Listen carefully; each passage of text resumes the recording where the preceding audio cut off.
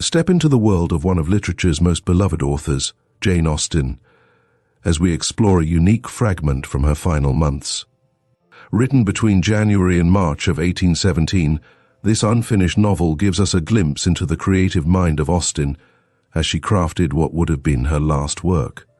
Join us as we delve into this rare piece, preserved in its original form, and discover the characters and stories that began to take shape during Austen's final days. Chapter 1.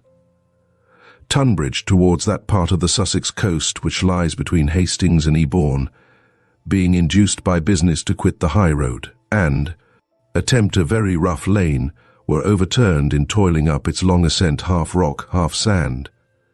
The accident happened just beyond the only gentleman's house near the lane, a house which their driver, on being first required to take that direction, had conceived to be necessarily their object, and had with most unwilling looks been constrained to pass by. He had grumbled and shaken his shoulders so much indeed, and pitied and cut his horses so sharply, that he might have been open to the suspicion of overturning them on purpose, especially as the carriage was not his master's own, if the road had not indisputably become considerably worse than before. As soon as the premises of the said house were left behind, expressing with a most intelligent portentous countenance that beyond it no wheels but cart wheels could safely proceed, the severity of the fall was broken by their slow pace and the narrowness of the lane, and the gentleman having scrambled out and helped out his companion. They neither of them at first felt more than shaken and bruised. But the gentleman had in the course of the extrication sprained his foot-amp, soon becoming sensible of it, was obliged in a few moments to cut short. Both his remonstrance to the driver and his congratulations to his wife and himself amp sit down on the bank, unable to stand. "There is something wrong here," said he, putting his hand to his ankle. "But never mind, my dear," looking up at her with a smile. "It CD not have happened, you know, in a better place. Good out of evil. The very thing, perhaps, to be wished for. We shall soon get relief. There, I fancy, lies my cure," pointing to the neat-looking end of a cottage, which was seen romantically situated among wood on a high eminence at some little distance. Does not that promise to be the very place? His wife fervently hoped it was, but stood, terrified, and anxious, neither able to do or suggest anything amp, receiving her first real comfort from the sight of several persons now coming to their assistance. The accident had been discerned from a hayfield adjoining the house they had passed amp. The persons who approached were a well-looking, hale, gentleman-like man, of middle age, the proprietor of the place, who happened to be among his haymakers at the time, and 3 or 4 of the ablest of them summoned to attend their master, to say nothing of all the rest of the field, men, women, and children, not very far off. Mr. Hayward, such was the name of the said proprietor, advanced with a very civil salutation, much concern for the accident, some surprise at anybody's attempting that road in a carriage amp, ready offers of assistance. His courtesies were received with good breeding and gratitude, and while 1 or 2 of the men lent their help to the driver in getting the carriage upright again, the traveller said, "You are extremely obliging, sir, and I take you at your word. The injury to my leg is, I dare say, very trifling, but it is always best in these cases to have a surgeon's opinion without loss of time. And as the road does not seem at present in a favourable state for my getting up to his house myself, I will thank you to send off one of these good people for the surgeon." "The surgeon, sir," replied Mr. Hayward. "I am afraid you will find no surgeon at hand here, but I dare say we shall do very well without him." "Nay, sir, if he is not in the way, his partner will do just as well, or rather better. I would rather see his partner indeed. I would prefer the attendance of his partner. One of these good people can be with him in 3 minutes, I am sure. I need not ask whether I see the house," looking towards the cottage, "for excepting your own, we have passed none in this place, which can be the abode of a gentleman." Mr. H. looked very much astonished amp, replied, "What, sir? Are you expecting to find a surgeon in that cottage? We have neither surgeon nor partner in the parish, I assure you." "Excuse me, sir," replied the other.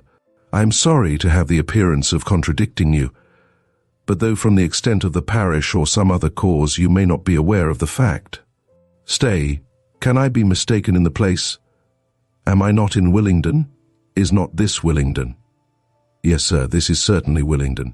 Then, sir, I can bring proof of your having a surgeon in the parish, whether you may know it or not.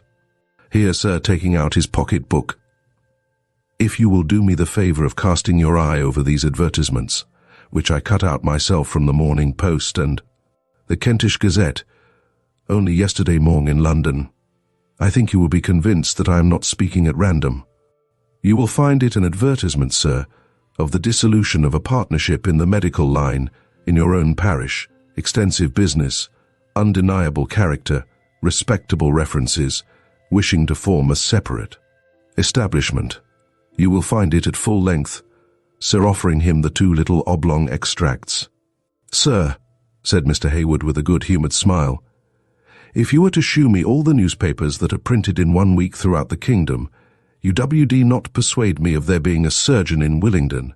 For having lived here ever since I was born, man and boy 57 years, I think I must have known of such a person. At least I may venture to say that he has not much business, to be sure. If gentlemen were to be often attempting this lane in post-chaises, it might not be a bad speculation for a surgeon to get a house at the top of the hill. But as to that cottage, I can assure you, sir, that it is in fact, in spite of its spruce air at this distance, as indifferent a double tenement as any in the parish, and that my shepherd lives at one end, and 3 old women at the other.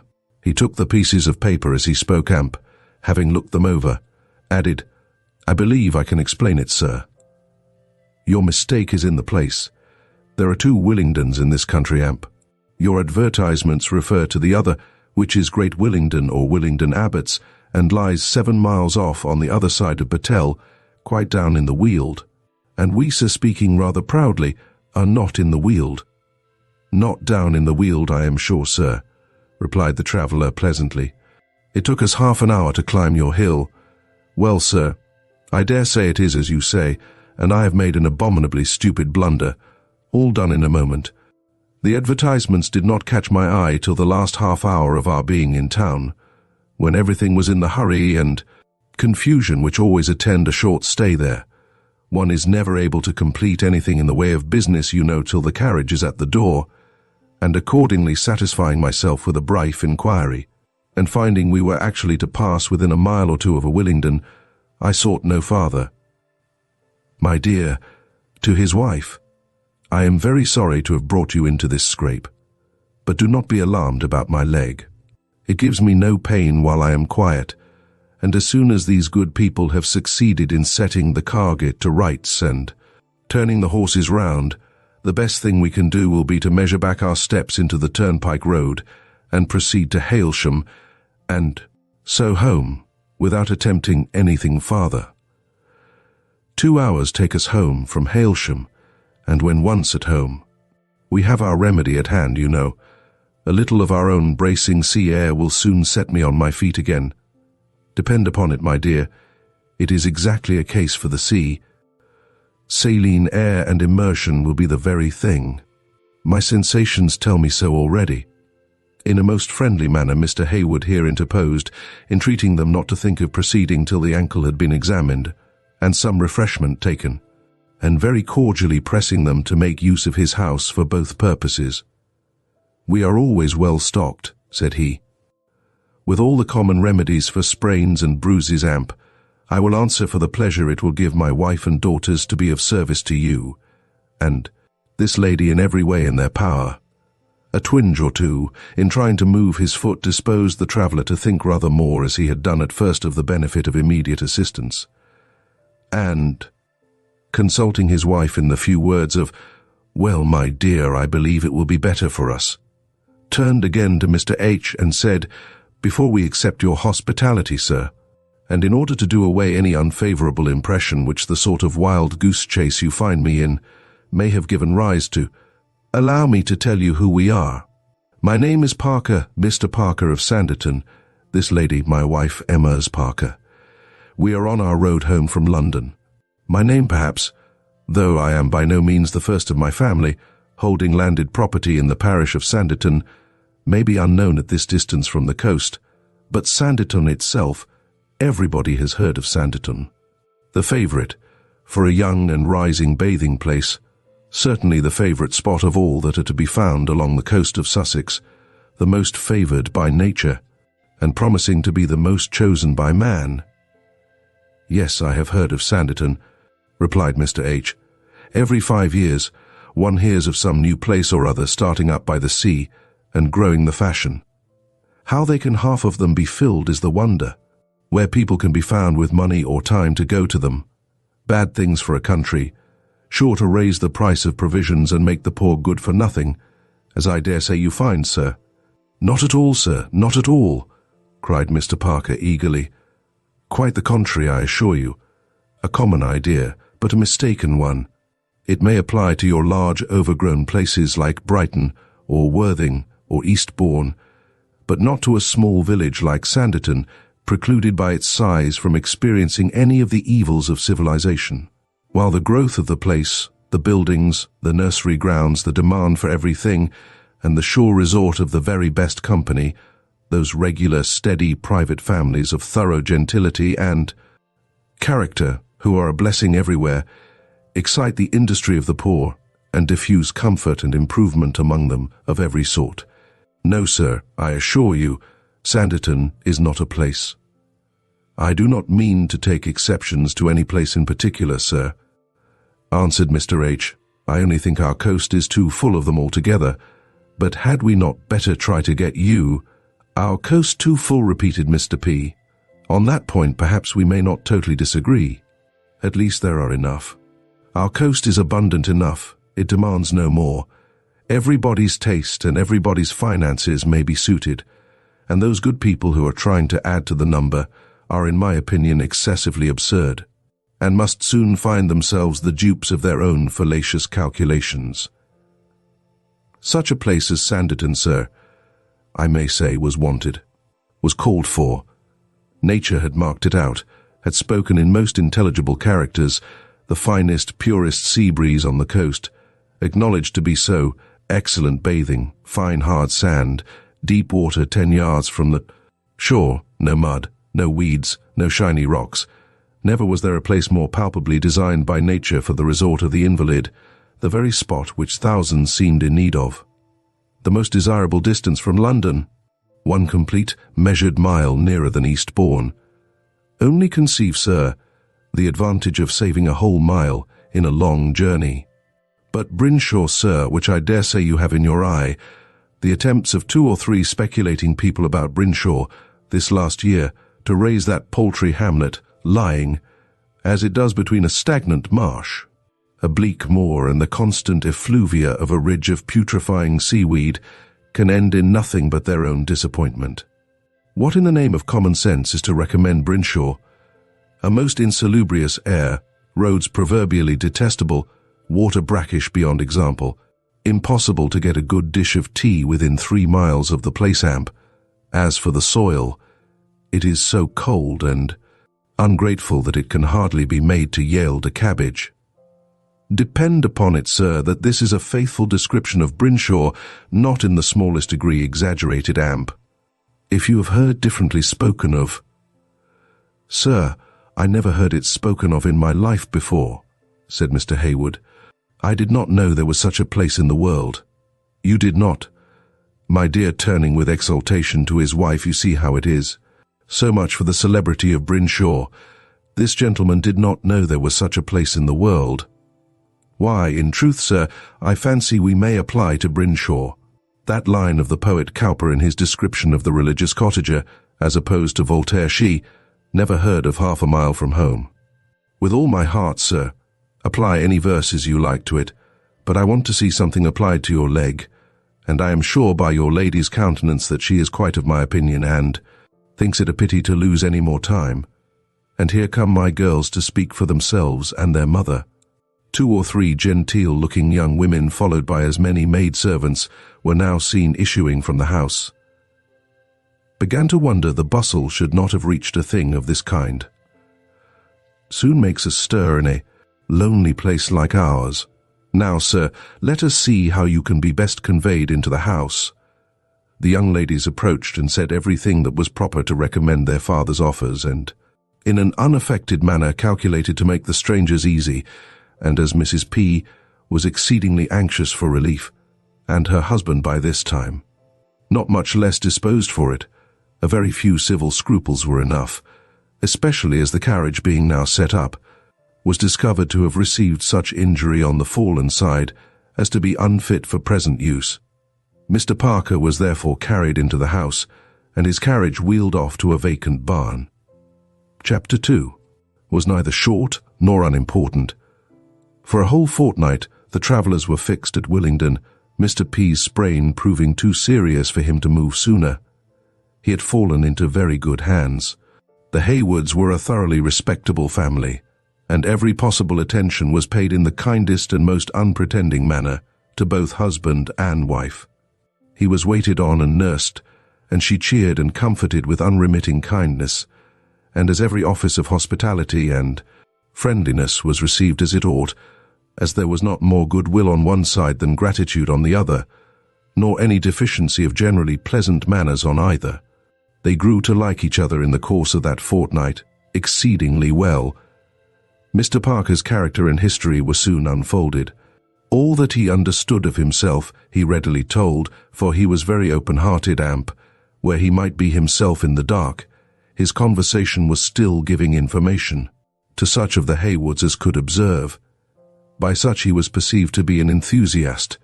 On the subject of Sanditon, a complete enthusiast.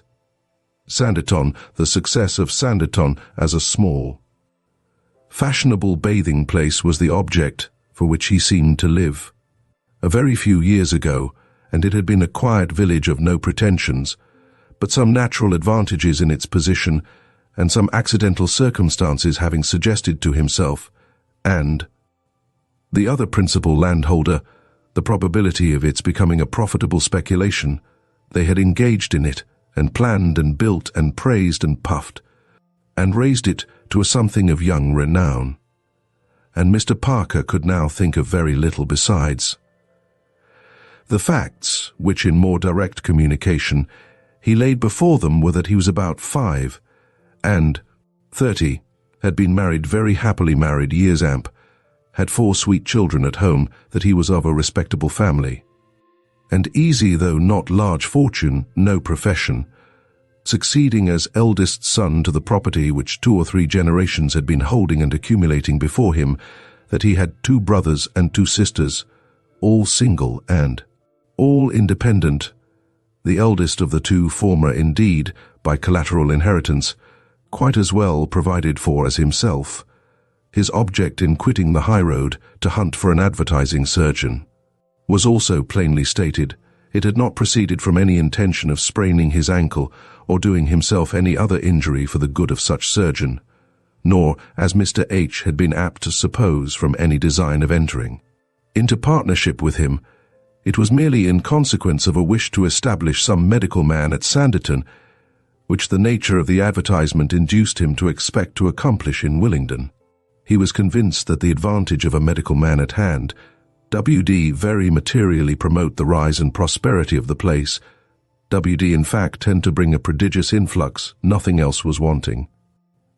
He had strong reason to believe that one family had been deterred last year from trying Sanditon on that account probably very many more, and his own sisters who were sad invalids, and whom he was very anxious to get to Sanditon this summer, could hardly be expected to hazard themselves in a place where they could not have immediate medical advice. Upon the whole, Mr. P. was evidently an amiable family man, fond of wife, child and brothers and sisters, and generally kind-hearted, liberal, gentlemanlike, easy to please, of a sanguine turn of mind, with more imagination than judgment. And Mrs. P. was as evidently a gentle, amiable, sweet-tempered woman, the properest wife in the world for a man of strong understanding, but not of capacity to supply the cooler reflection which her own husband sometimes needed, and so entirely waiting to be guided on every occasion, that whether he were risking his fortune or spraining his ankle, she remained equally useless. Sanditon was a second wife and 4 children to him, hardly less dear, and certainly more engrossing. He could talk of it forever. It had indeed the highest claims. Not only those of birthplace, property, and home, it was his mine, his lottery, his speculation and his hobby horse, his occupation, his hope, and his futurity. He was extremely desirous of drawing his good friends at Willingdon thither, and his endeavours in the cause were as grateful and disinterested as they were warm. He wanted to secure the promise of a visit, to get as many of the family as his own house WD contain, to follow him to Sanditon as soon as possible, and healthy as they all undeniably were, foresaw that every one of them WD be benefited by the sea. He held it indeed as certain that no person CD be really well, no person, however upheld for the present by fortuitous aids of exercise and spirits in a semblance of health, could be really in a state of secure and permanent health without spending at least 6 weeks by the sea every year. The sea air and sea bathing together were nearly infallible, one or the other of them being a match for every disorder of the stomach.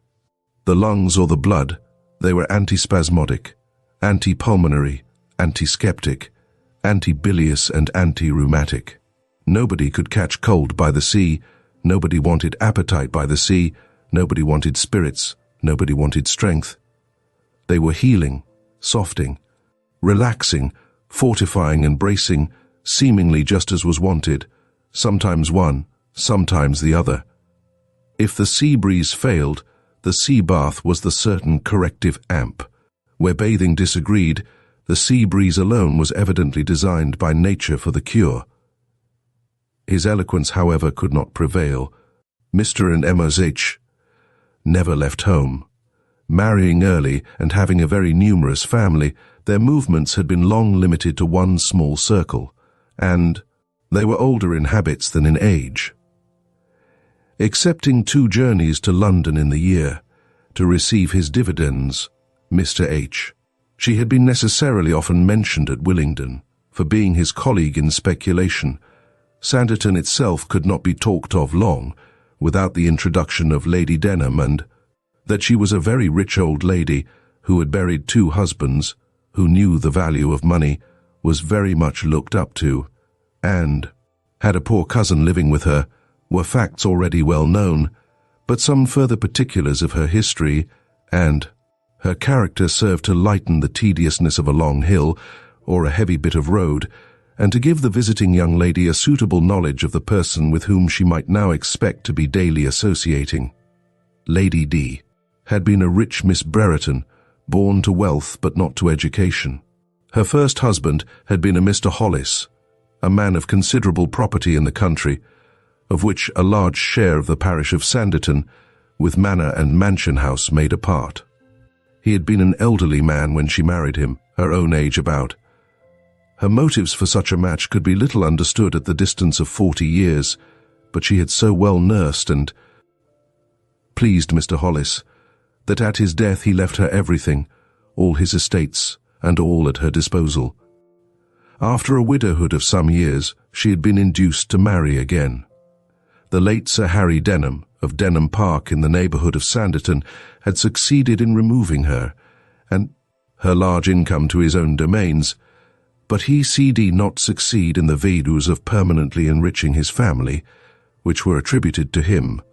She had been too wary to put anything out of her own power, and when on Sir Harry's decease, she returned again to her own house at Sanditon. She was said to have made this boast to a friend, that though she had got nothing but her title from the family, still she had given nothing for it, for the title. It was to be supposed that she had married Amp. Mr. P. acknowledged there being just such a degree of value for it apparent now, as to give her conduct that natural explanation. There is at times, said he, a little self-importance, but it is not offensive, Amp. There are moments, there are points, when her love of money is carried greatly too far. But she is a good-natured woman, a very good-natured woman, a very obliging, friendly neighbour, a cheerful, independent, valuable character, and her faults may be entirely imputed to her want of education. She has good natural sense, but quite uncultivated. She has a fine active mind, as well as a fine healthy frame for a woman of 70, and enters into the improvement of Sanditon with a spirit truly admirable, though now and then a littleness will appear. She cannot look forward quite as I would have her amp, takes alarm at a trifling present expense, without considering what returns it will make her in a year or two. That is, we think differently, we now and then see things differently, Miss H. Those who tell their own story, you know, must be listened to with caution. When you see us in contact, you will judge for yourself. Lady D was indeed a great lady beyond the common wants of society, for she had many thousands a year to bequeath, and 3 distinct sets of people to be courted by. Her own relations, who might very reasonably wish for her original £30,000 among them, the legal heirs of Mr. Hollis, who must hope to be more indebted to her sense of justice than he had allowed them to be to his, and those members of the Denham family, whom her tude husband had hoped to make a good bargain for. By all of these, or by branches of them, she had no doubt been long, and still continued to be, well attacked.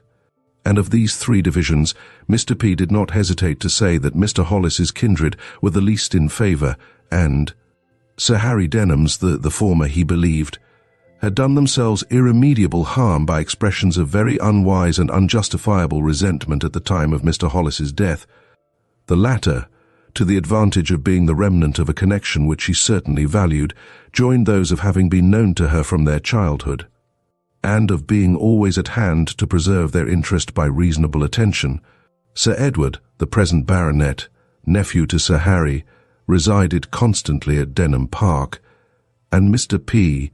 had little doubt that he and his sister Miss D., who lived with him, W.D. be principally remembered in her will. He sincerely hoped it. Miss Denham had a very small provision amp. Her brother was a poor man for his rank in society. "He's a warm friend to Sanditon," said Mr. Parker, "and his hand W.D. be as liberal as his heart, had he the power. He would be a noble coadjutor. As it is, he does what he can, and is running up a tasteful little cottage orney on a strip of waste ground Lady D. has granted him, which I have no doubt we shall have many a candidate for, before the end even of this season. Till within the last 12 months, Mr. P. had considered Sir Edward as standing without a rival, as having the fairest chance of succeeding to the greater part of all that she had to give, but there was now another person's claims to be taken into the account, those of the young female relation whom Lady D. had been induced to receive into her family, after having always protested against any such addition, and long and often enjoyed the repeated defeats she had given to every attempt of her relations to introduce this young lady, or that young lady as a companion at Sanditon House. She had brought back with her from London last Michaelmas a Miss Brereton, who bid fair by her merits to vie in favour with Sir Edward, and to secure for herself and her family that share of the accumulated property which they had certainly the best right to inherit. Mr. Parker spoke warmly of Clara Brereton, and the interest of his story increased very much with the introduction of such a character. Charlotte listened with more than amusement now. It was solicitude and enjoyment, as she heard her described to be lovely, amiable, gentle, unassuming, conducting herself uniformly with great good sense, and evidently gaining by her innate worth on the affections of her patroness. Beauty, sweetness, poverty, and dependence do not want the imagination of a man to operate upon. With due exceptions, woman feels for woman very promptly and compassionately. He gave the particulars which had led to Clara's admission at Sanditon as no bad exemplification of that mixture of character, that union of littleness with kindness, with good sense, with even liberality which he saw in Lady D. After having avoided London for many years, principally on account of these very cousins, who were continually writing, inviting and tormenting her, and whom she was determined to keep at a distance, she had been obliged to go there last Michaelmas, with the certainty of being detained at least a fortnight. She had gone to an hotel, living by her own account as prudently as possible, to defy the reputed expensiveness of such a home, and at the end of 3 days calling for her bill, that she might judge of her state. Its amount was such as determined her on staying not another hour in the house, and she was preparing in all the anger and perturbation which a belief of very gross imposition there, and an ignorance of where to go for better usage, to leave the hotel at all hazards, when the cousins, the politic and lucky cousins, who seemed always to have a spy on her, introduced themselves at this important moment, and, learning her situation, persuaded her to accept such a home for the rest of her stay as their humbler house in a very inferior part of London. CD offer. She went, was delighted with her welcome and the hospitality and attention she received from everybody, found her good cousins beyond her expectation worthy people, and finally was impelled by a personal knowledge of their narrow income and pecuniary difficulties to invite one of the girls of the family to pass the winter with her. The invitation was to one for 6 months, with the probability of another being then to take her place. But in selecting the one, Lady D had shewn the good part of her character. For passing by the actual daughters of the house, she had chosen Clara, a nice, more helpless and more pitiable of course than any, a dependent on poverty, an additional burthen on an encumbered circle-lamp, one who had been so low in every worldly value, as with all her natural endowments and powers, to have been preparing for a situation little better than a nursery maid.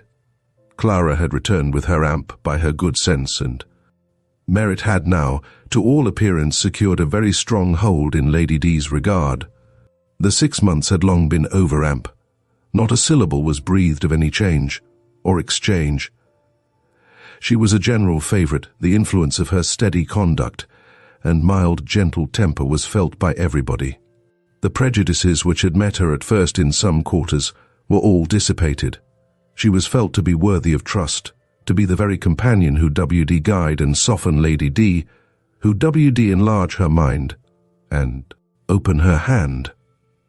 She was as thoroughly amiable as she was lovely, and since having had the advantage of their Sanditon breezes, that loveliness was complete. Chapter 4. Is this? Charlotte, as in a sheltered dip within 2 miles of the sea, they passed close by a moderate-sized house, well fenced and planted, and rich in the garden, orchard and meadows which are the best embellishments of such a dwelling. It seems to have as many comforts about it as Willingdon. Ah, said Mr. P., this is my old house, the house of my forefathers, the house where I and all my brothers and sisters were born and bred, and where my own 3 eldest children were born, where Mrs. P. and I lived till within the last 2 years, till our new house was finished. I am glad you are pleased with it. It is an honest old place, and Hillier keeps it in very good order. I have given it up, you know, to the man who occupies the chef of my land. He gets a better house by it, amp. I, a rather better situation. Otherhill brings us to Sanditon, modern Sanditon, a beautiful spot. Our ancestors, you know, always built in a hole. Here were we pent down in this little contracted nook, without air or value, only 1 mile and 3 cuars from the noblest expanse of ocean between the South Foreland and the Land's End, and without the smallest advantage from it. You will not think I have made a bad exchange when we reach Trafalgar House, which, by the by, I almost wish I had not named Trafalgar, for Waterloo is more the thing now. However, Waterloo is in reserve, amp, if we have encouragement enough this year for a little crescent to be ventured on, as I trust we shall then. We shall be able to call it Waterloo Crescent, and the name joined to the form of the building, which always takes, will give us the command of lodgers. In a good season we shall have more applications than we could attend to. It was always a very comfortable house, said Mrs. Parker, looking at it through the back window with something like the fondness of regret. And such a nice garden, such an excellent garden. Yes, my love, but that we may be said to carry with us. It supplies us, as before, with all the fruit and vegetables we want, and we have in fact all the comfort of an excellent kitchen garden, without the constant eyesore of its formalities or the yearly nuisance of its decaying vegetation. Who can endure a cabbage bed in October? Oh, dear, yes, we are quite as well off for garden stuff as ever we were, for if it is forgot to be brought at any time, We can always buy what we want at Sanditon House. The gardener there is glad enough to supply us. But it was a nice place for the children to run about in, so shady in summer. My dear, we shall have shade enough on the hill, and more than enough in the course of a very few years. The growth of my plantations is a general astonishment. In the meanwhile we have the canvas awning, which gives us the most complete comfort within doors amp. You can get a parasol at Whitby's for little Mary at any time, or a large bonnet at Jeb's. And as for the boys, I must say IWD rather than run about in the sunshine than not. I am sure we agree, my dear, in wishing our boys to be as hardy as possible. Yes, indeed, I am sure we do, and I will get Mary a little parasol, which will make her as proud as can be. How grave she will walk about with it, and fancy herself quite a little woman. Oh, I have not the smallest doubt of our being a great deal better off where we are now. If we any of us want to bathe, we have not a QR of a mile to go. But you know, still looking back, one loves to look at an old friend, at a place where one has been happy. The Hilliers did not seem to feel the storms last winter at all. I remember seeing Mrs. Hillier after one of those dreadful nights, when we had been literally rocked in our bed, and she did not seem at all aware of the wind being anything more than common. Yes, that's likely enough. We have all the grandeur of the storm, with less real danger, because the wind meeting with nothing to oppose or confine it around our house simply rages and passes on, while down in this gutter, nothing is known of the state of the air below the tops of the trees, and the inhabitants may be taken totally unawares by one of those dreadful currents which do more mischief in a valley when they do arise than an open country ever experiences in the heaviest gale. But my dear love, as to garden stuff, you were saying that any accidental omission is supplied in a moment by Lydee's gardener, but it occurs to me that we ought to go elsewhere upon such occasions, Amp, that old Stringer and his son have a higher claim. I encouraged him to set up, and am afraid he does not do very well. That is, there has not been time enough yet. He will do very well beyond a doubt, but at first it is uphill work, and therefore we must give him what help we can. And when any vegetables or fruit happen to be wanted, Emp, it will not be amiss to have them often wanted. To have something or other forgotten most days, just to have a nominal supply. You know that poor old Andrew may not lose his daily job, but in fact to buy the chaff of our consumption of the Stringers. Very well, my love, that can be easily done, Amp. Cook will be satisfied, which will be a great comfort, for she is always complaining of old Andrew now, and says he never brings her what she wants. There, now the old house is quite left behind. What is it your brother Sidney says about its being a hospital? Oh, my dear Mary, merely a joke of his.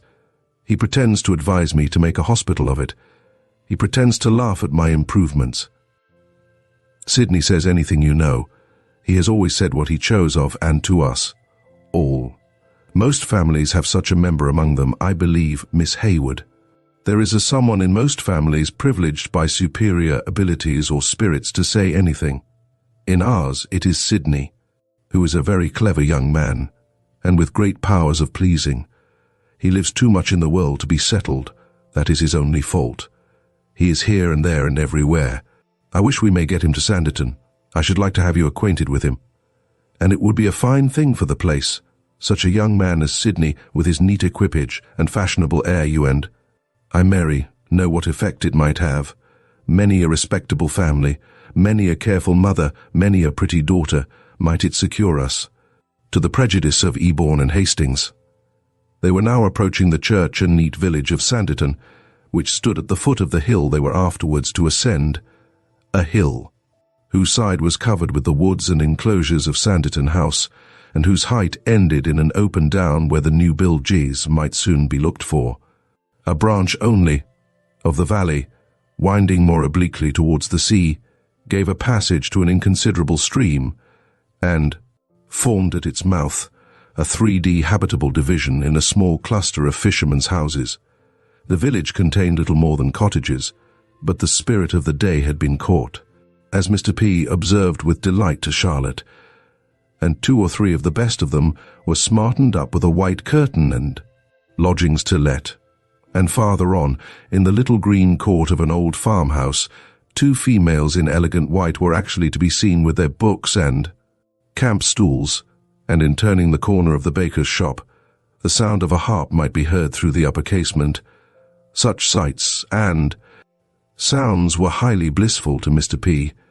Not that he had any personal concern in the success of the village itself, for considering it as too remote from the beach, he had done nothing there, but it was a most valuable proof of the increasing fashion of the place altogether. If the village could attract, the hill might be nearly full. He anticipated an amazing season.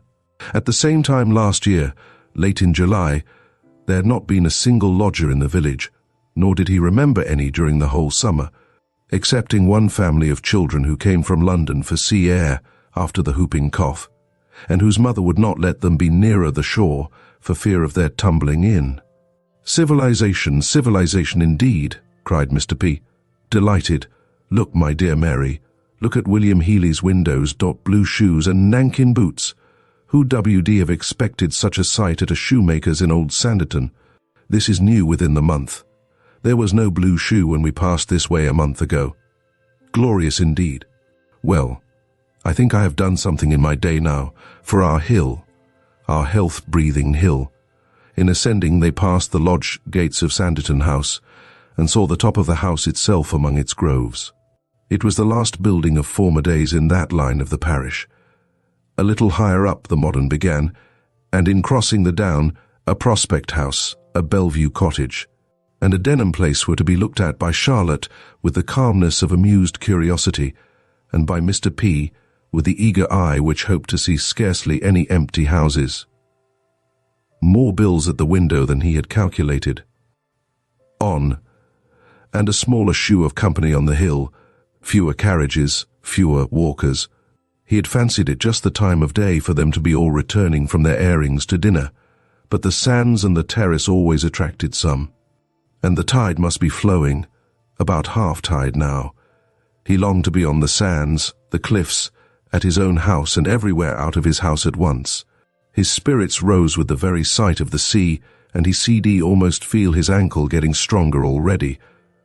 Trafalgar House, on the most elevated spot on the down, was a light, elegant building, standing in a small lawn with a very young plantation round it, about 100 yards from the brow of a steep but not very lofty cliff, and the nearest to it of every building, excepting one short row of smart-looking houses called the Terrace, with a broad walk in front, aspiring to be the mall of the place. In this row were the best milliner's shop and the library, a little detached from it, the hotel and billiard room. Here began the descent to the beach, and to the bathing machines, and this was therefore the favourite spot for beauty and fashion. At Trafalgar House, rising at a little distance behind the terrace, the travellers were safely set down, and all was happiness and joy between Papa and Mamma and their children, while Charlotte, having received possession of her apartment, found amusement enough in standing at her ample Venetian window, and looking over the miscellaneous foreground of unfinished buildings, waving linen and tops of houses, to the sea, dancing and sparkling in sunshine and freshness. Chapter 5. Was looking over letters. "Not a line from Sydney," said he. "He is an idle fellow. I sent him an account of my accident from Willingdon, and thought he would have vouchsafed me an answer. But perhaps it implies that he is coming himself. I trust it may. But here is a letter from one of my sisters. They never fail me. Women are the only correspondents to be depended on. Now, Mary," smiling at his wife before I open it, "what shall we guess as to the state of health of those it comes from? Or rather, what W.D. Sidney say if he were here? Sidney is a saucy fellow, Miss H., and you must know, he will have it. There is a good deal of imagination in my two sisters' complaints, but it really is not so, or very little. They have wretched health, as you have heard us say frequently, and are subject to a variety of very serious disorders. Indeed, I do not believe they know what a day's health is, amp. At the same time, they are such excellent, useful women, and have so much energy of character that where any good is to be done, They force themselves on exertions which, to those who do not thoroughly know them, have an extraordinary appearance. But there is really no affectation about them. They have only weaker constitutions and stronger minds than are often met with, either separate or together. And our youngest brah, who lives with them, and who is not much above 20, I am sorry to say, is almost as great an invalid as themselves. He is so delicate that he can engage in no profession. Sydney laughs at him, but it really is no joke, though Sydney often makes me laugh at them all in spite of myself. Now, if he were here, I know he'd be offering odds that either Susan Diana or Arthur appear by this letter to have been at the point of death within the last month. Having run his eye over the letter, he shook his head and began, "No chance of seeing them at Sanditon, I am sorry to say. A very indifferent account of them indeed. Seriously, a very indifferent account. Mary, you will be quite sorry to hear how ill they have been and are. Miss H, if you will give me leave, I will read Diana's letter aloud. I like to have my friends acquainted with each other, Amp. I am afraid this is the only sort of acquaintance I shall have the means of accomplishing between you. And I can have no scruple on Diana's account, for her letters shew her exactly as she is, the most active, friendly, warm-hearted being in existence, and therefore must give a good impression." He read, "My dear Tom, we were all much grieved at your accident, and if you had not described yourself as fallen into such very good hands, I should have been with you at all hazards the day after the wreck of your letter, though it found me suffering under a more severe attack than usual of my old grievance. Spasmodic bile and hardly able to crawl from my bed to the sofa. But how were you treated? Send me more particulars in your next. If indeed a simple sprain, as you denominate it. Nothing have been so judicious as friction by the hand alone, supposing it could be applied instantly. 2 years ago, I happened to be calling on Mrs. Sheldon, when her coachman sprained his foot as he was cleaning the carriage, and CD hardly limp into the house, but by the immediate use of friction alone, steadily persevered in, and I rubbed his ankle with my own hand for 6 hours, without intermission. He was well in 3 days. Many thanks, my dear Tom, for the kindness with respect to us, which had so large a share in bringing on your accident. But pray never run into peril again, in looking for an apothecary on our account. For had you, the most experienced man in his line, settled at Sanditon, it be no recommendation to us. We have entirely done with the whole medical tribe. We have consulted physician after Finn in vain, till we are quite convinced that they can do nothing for us, and that we must trust to our own knowledge of our own wretched constitutions for any relief. But if you think it advisable for the interest of the place to get a medical man there, I will undertake the commission with pleasure, and have no doubt of succeeding. I could soon put the necessary irons in the fire. As for getting to Sanditon myself, it is quite an impossibility. I grieve to say that I dare not attempt it, but my feelings tell me too plainly that in my present state the CRWD probably be the death of me, and neither of my dear companions will leave me, or IWD promote their going down to you for a fortnight. But in truth, I doubt whether Susan's nerves be equal to the effort. She has been suffering much from the headache, and 6 leeches a day for 10 days together relieved her so little that we thought it right to change our measures, and being convinced on examination that much of the evil lay in her gum, I persuaded her to attack the disorder there. She has accordingly had 3 teeth drawn, and is decidedly better, but her nerves are a good deal deranged.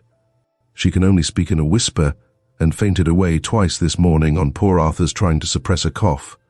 He, I am happy to say, is tolerably well, though more languid than I like, Amp. I fear for his liver. I have heard nothing of Sydney since your being together in town, but conclude his scheme to the Eye of Wight has not taken place, or we should have seen him in his way. Most sincerely do we wish you a good season at Sanditon, and, though we cannot contribute to your beau monde in person, we are doing our utmost to send you company worth having, and think we may safely reckon on securing you 2 large families, one a rich West Indian from Surrey, the other, a most respectable girls' boarding school or academy. From Camberwell. I will not tell you how many people I have employed in the business, wheel within wheel. But success more than repays. Yours most affectly, Amp, so well, said Mr. P, as he finished, though I dare say Sydney might find something extremely entertaining in this letter, and make us laugh for half an hour together. I declare I by myself can see nothing in it but what is either very pitiable or very creditable, with all their sufferings. You perceive how much they are occupied in promoting the good of others. So anxious for Sanditon. 2 large families, one for Prospect House probably, the other for No. 2. Denham Place, or the end house of the terrace, Amp, extra beds at the hotel. I told you my sisters were excellent women, Miss H, and I am sure they must be very extraordinary ones, said Charlotte. I am astonished at the cheerful style of the letter, considering the state in which both sisters appear to be. 3 teeth drawn at once, frightful. Your sister Diana seems almost as ill as possible, but those 3 teeth of your sister Susan's are more distressing than all the rest. Oh, they are so used to the operation, to every operation, Amp. Have such fortitude. Your sisters know what they are about, I dare say, but their measures seem to touch on extremes. I feel that in any illness I should be so anxious for professional advice, so very little venturesome for myself or anybody I loved. But then we have been so healthy a family that I can be no judge of what the habit of self-doctoring may do. Why, to own the truth, said Mrs. P, I do think the Miss Parkers carry it too far sometimes, Amp. So do you, my love, you know. You often think they WD be better if they WD leave themselves more alone, Amp, especially Arthur. I know you think it a great pity they should give him such a turn for being ill. Well, well, my dear Mary, I grant you, it is unfortunate for poor Arthur that, at his time of life, he should be encouraged to give way to indisposition. It is bad. It is bad that he should be fancying himself too sickly for any profession, and sit down at 1 and 20 on the interest of his own little fortune, without any idea of attempting to improve it, or of engaging in any occupation that may be of use to himself or others. But let us talk of pleasanter things. These 2 large families are just what we wanted, but here is something at hand pleasanter still. Morgan with his dinner on table. Chapter 6. After dinner. Mr. P could not be satisfied without an early visit to the library, and the library subscription book, and Charlotte was glad to see as much and as quickly as possible where all was new. They were out in the very quietest part of a watering-place day, when the important business of dinner or of sitting after dinner was going on in almost every inhabited lodging. Here and there a solitary elderly man might be seen who was forced to move early and walk for health, but in general it was a thorough pause of company. It was emptiness and tranquillity on the terrace, the cliffs, and the sands. The shops were deserted. The straw hats and pendant lace seemed left to their fate both within the house and without, and Mrs. Whitby at the library was sitting in her inner room, reading one of her own novels, for want of employment. The list of subscribers was but commonplace.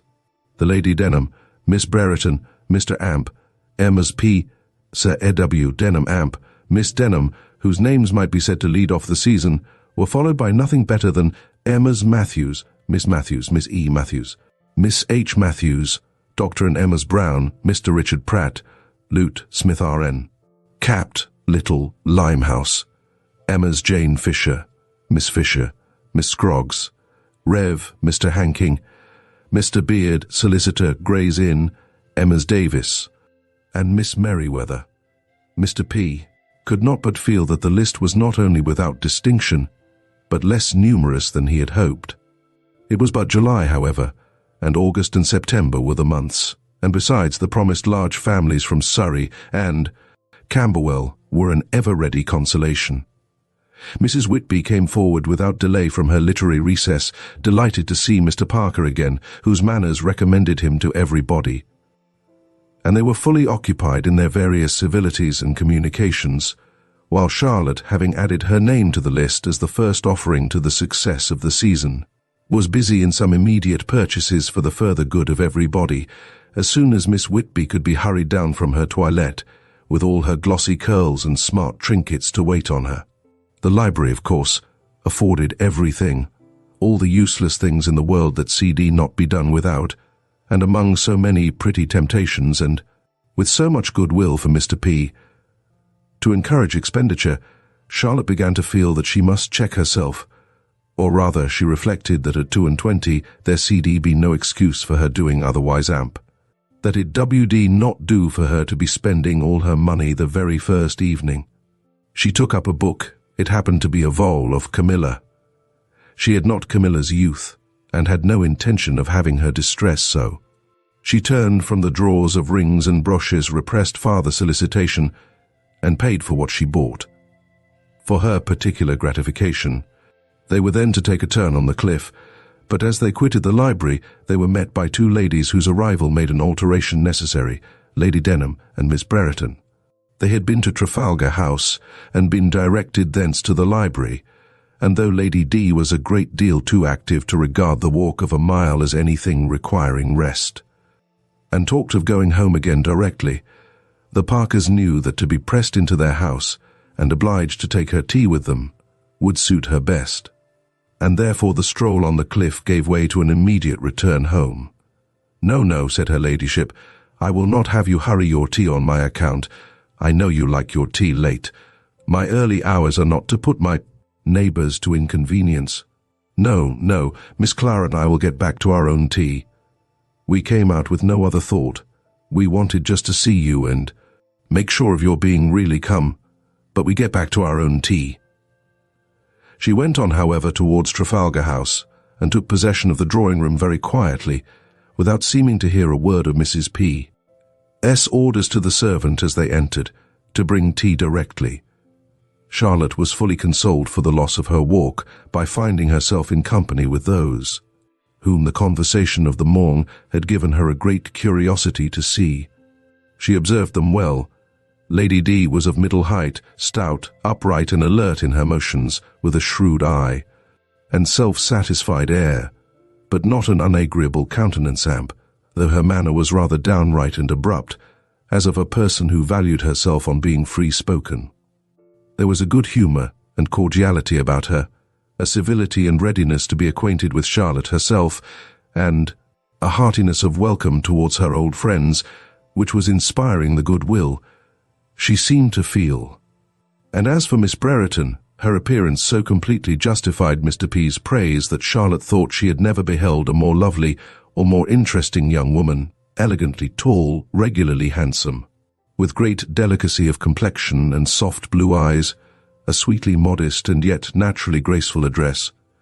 Charlotte could see in her only the most perfect representation of whatever heroine might be most beautiful, and bewitching in all the numerous vols they had left behind them on Mrs. Whitby's shelves. Perhaps it might be partly owing to her having just issued from a circulating library, but she CD not separate the idea of a complete heroine from Clara Brereton. Her situation with Lady Denham so very much in favour of it, she seemed placed with her on purpose to be ill-used. Such poverty and dependence joined to such beauty and merit seemed to leave no choice in the business. These feelings were not the result of any spirit of romance in Charlotte herself. No, she was a very sober-minded young lady, sufficiently well read in novels to supply her imagination with amusement, but not at all unreasonably influenced by them, and while she pleased herself the first 5 minutes with fancying the persecutions which ought to be the lot of the interesting Clara, especially in the form of the most barbarous conduct on Lady Denham's side, she found no reluctance to admit from subsequent observation that they appeared to be on very comfortable terms. She see nothing worse in Lady Denham than the sort of old-fashioned formality of always calling her Miss Clara, nor anything objectionable in the degree of observance and attention which Clara paid. On one side it seemed protecting kindness, on the other grateful and affectionate respect. The conversation turned entirely upon Sanditon, its present number of visitants, and the chances of a good season. It was evident that Lady D had more anxiety, more fears of loss than her coadjutor, She wanted to have the place fill faster, and seemed to have many harassing apprehensions of the lodgings being in some instances underlet. Miss Diana Parker's 2 large families were not forgotten. Very good, said her ladyship. A West India family and a school. That sounds well. That will bring money. No people spend more freely, I believe, than Indians, observed Mr. Parker. So I have heard, and because they have full purses, fancy themselves equal, maybe, to your old country families. But then, they who scatter their money so freely never think of whether they may not be doing mischief by raising the price of things, and I've heard that's very much the case with your West Indians, and if they come among us to raise the price of our necessaries of life, we shall not much thank them, Mr. Parker. My dear madam, they can only raise the price of consumable articles by such an extraordinary demand for them and such a diffusion of money among us, as must do us more good than harm. Our butchers and bakers and traders in general cannot get rich without bringing prosperity to if they do not gain. Our rents must be insecure in proportion to their profit must be ours eventually in the increased value of our houses. Oh, well, but I should not like to have butcher's meat raised though, I shall keep it down as long as I can. Aye, that young lady smiles, I see.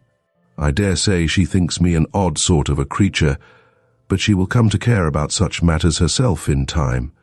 Yes, my dear, depend upon it, you will be thinking of the price of butcher's meat in time, though you may not happen to have quite such a servants' hall full to feed as I have. And I do believe those are best off, that have fewest servants. I am not a woman of parade, as all the world knows, and if it was not for what I owe to poor Mr. Hollis's memory, I should never keep up Sanditon House as I do. It is not for my own pleasure. Well, Mr. Parker, and the other is a boarding school, a French boarding school. Is it? No harm in that. They'll stay there 6 weeks, and out of such a number, who knows but some may be consumptive and want ass's milk. And I have 2 milch asses at this present time, but perhaps the little misses may hurt the furniture. I hope they will have a good sharp governess to look after them. Poor Mr. Parker got no more credit from Lady D than he had from his sisters for the object which had taken him to Willingdon. Lord, my dear sir, she cried, how could you think of such a thing? I am very sorry you met with your accident, but upon my word you deserved it, going after a doctor. Why, what should we do with a doctor here? It WD be only encouraging our servants and the poor to fancy themselves ill, if there was a DR at hand. Oh, pray, let us have none of the tribe at Sanditon. We go on very well as we are.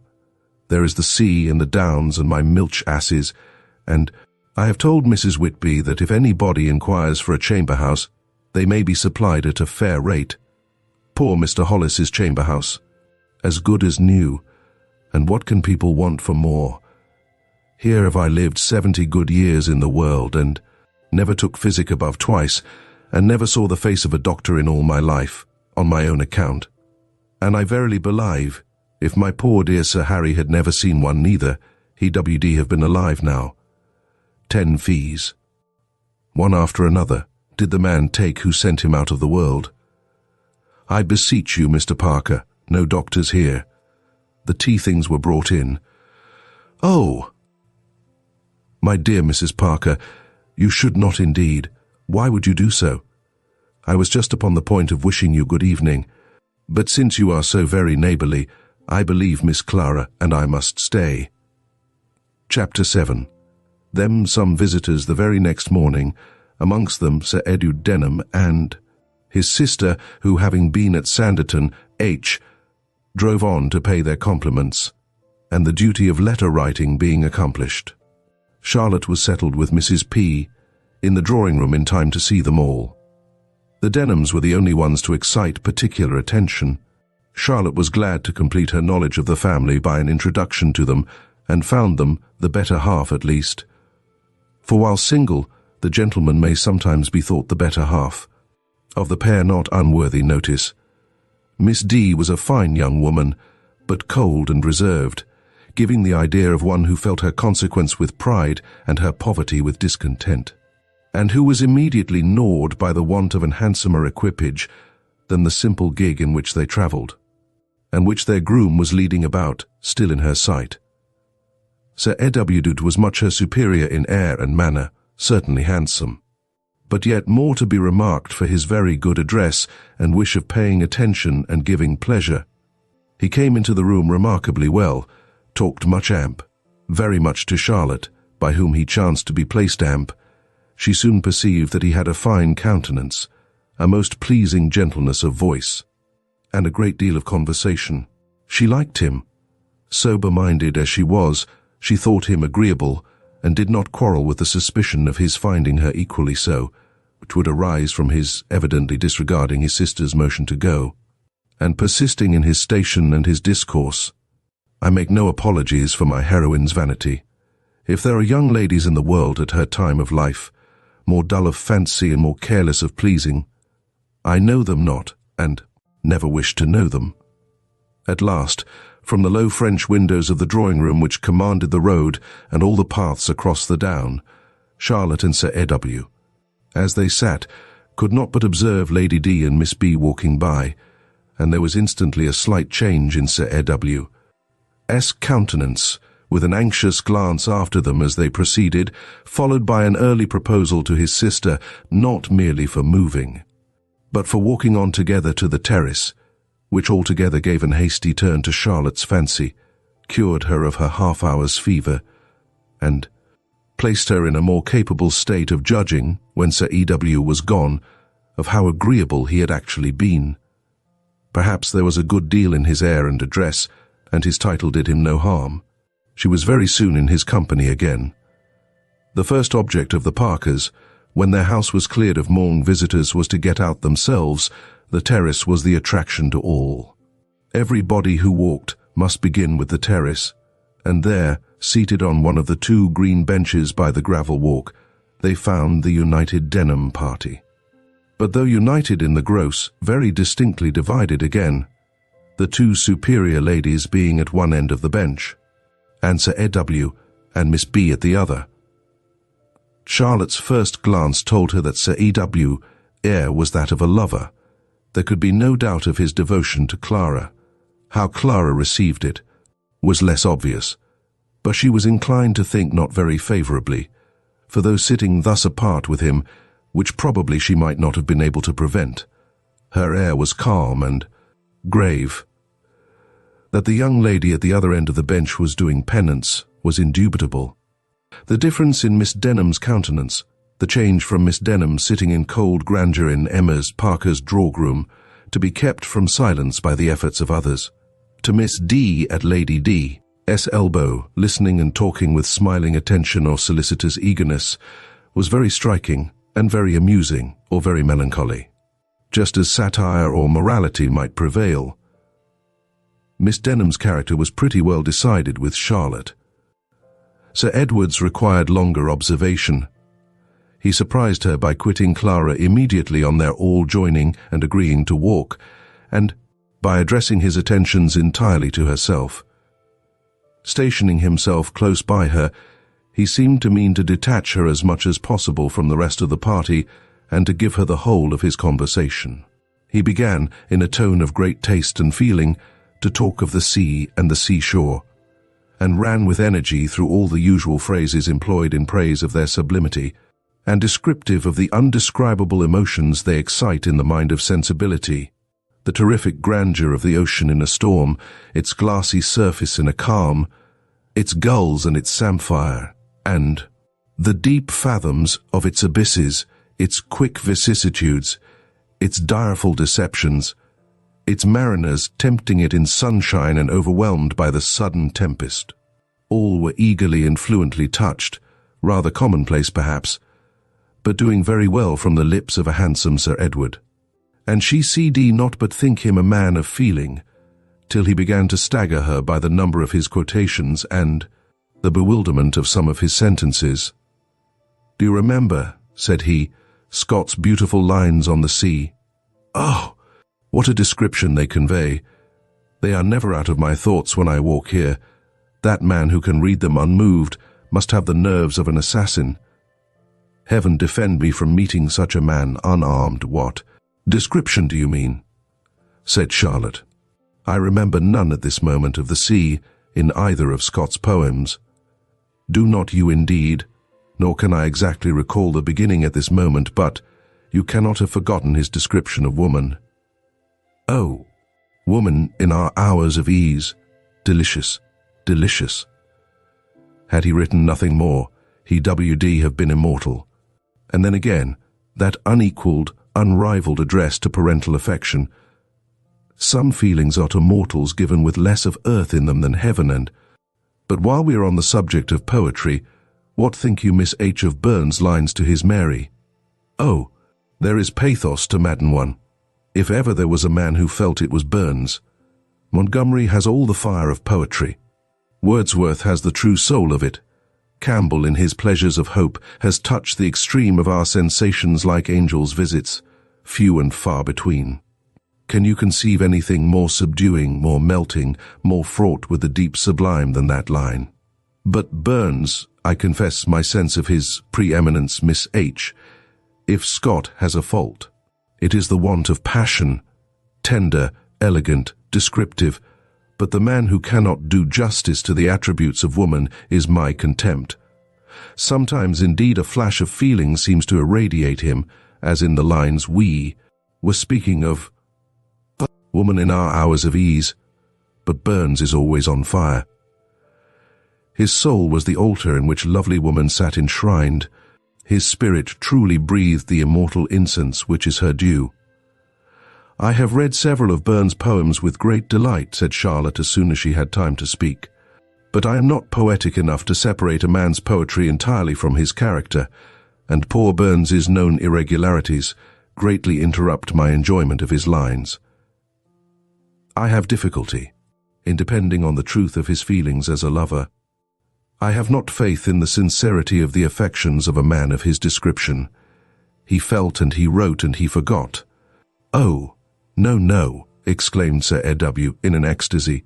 He was all ardour and truth. His genius and his susceptibilities might lead him into some aberrations, but who is perfect? It were hyper-criticism. It were pseudo-philosophy to expect from the soul of high-toned genius the grovellings of a common mind. The coruscations of talent, elicited by impassioned feeling in the breast of man, are perhaps incompatible with some of the prosaic decencies of life, nor can you, loveliest Miss Hayward, speaking with an air of deep sentiment, nor can any woman be a fair judge of what a man may be propelled to say, write or do, by the sovereign impulses of illimitable ardour.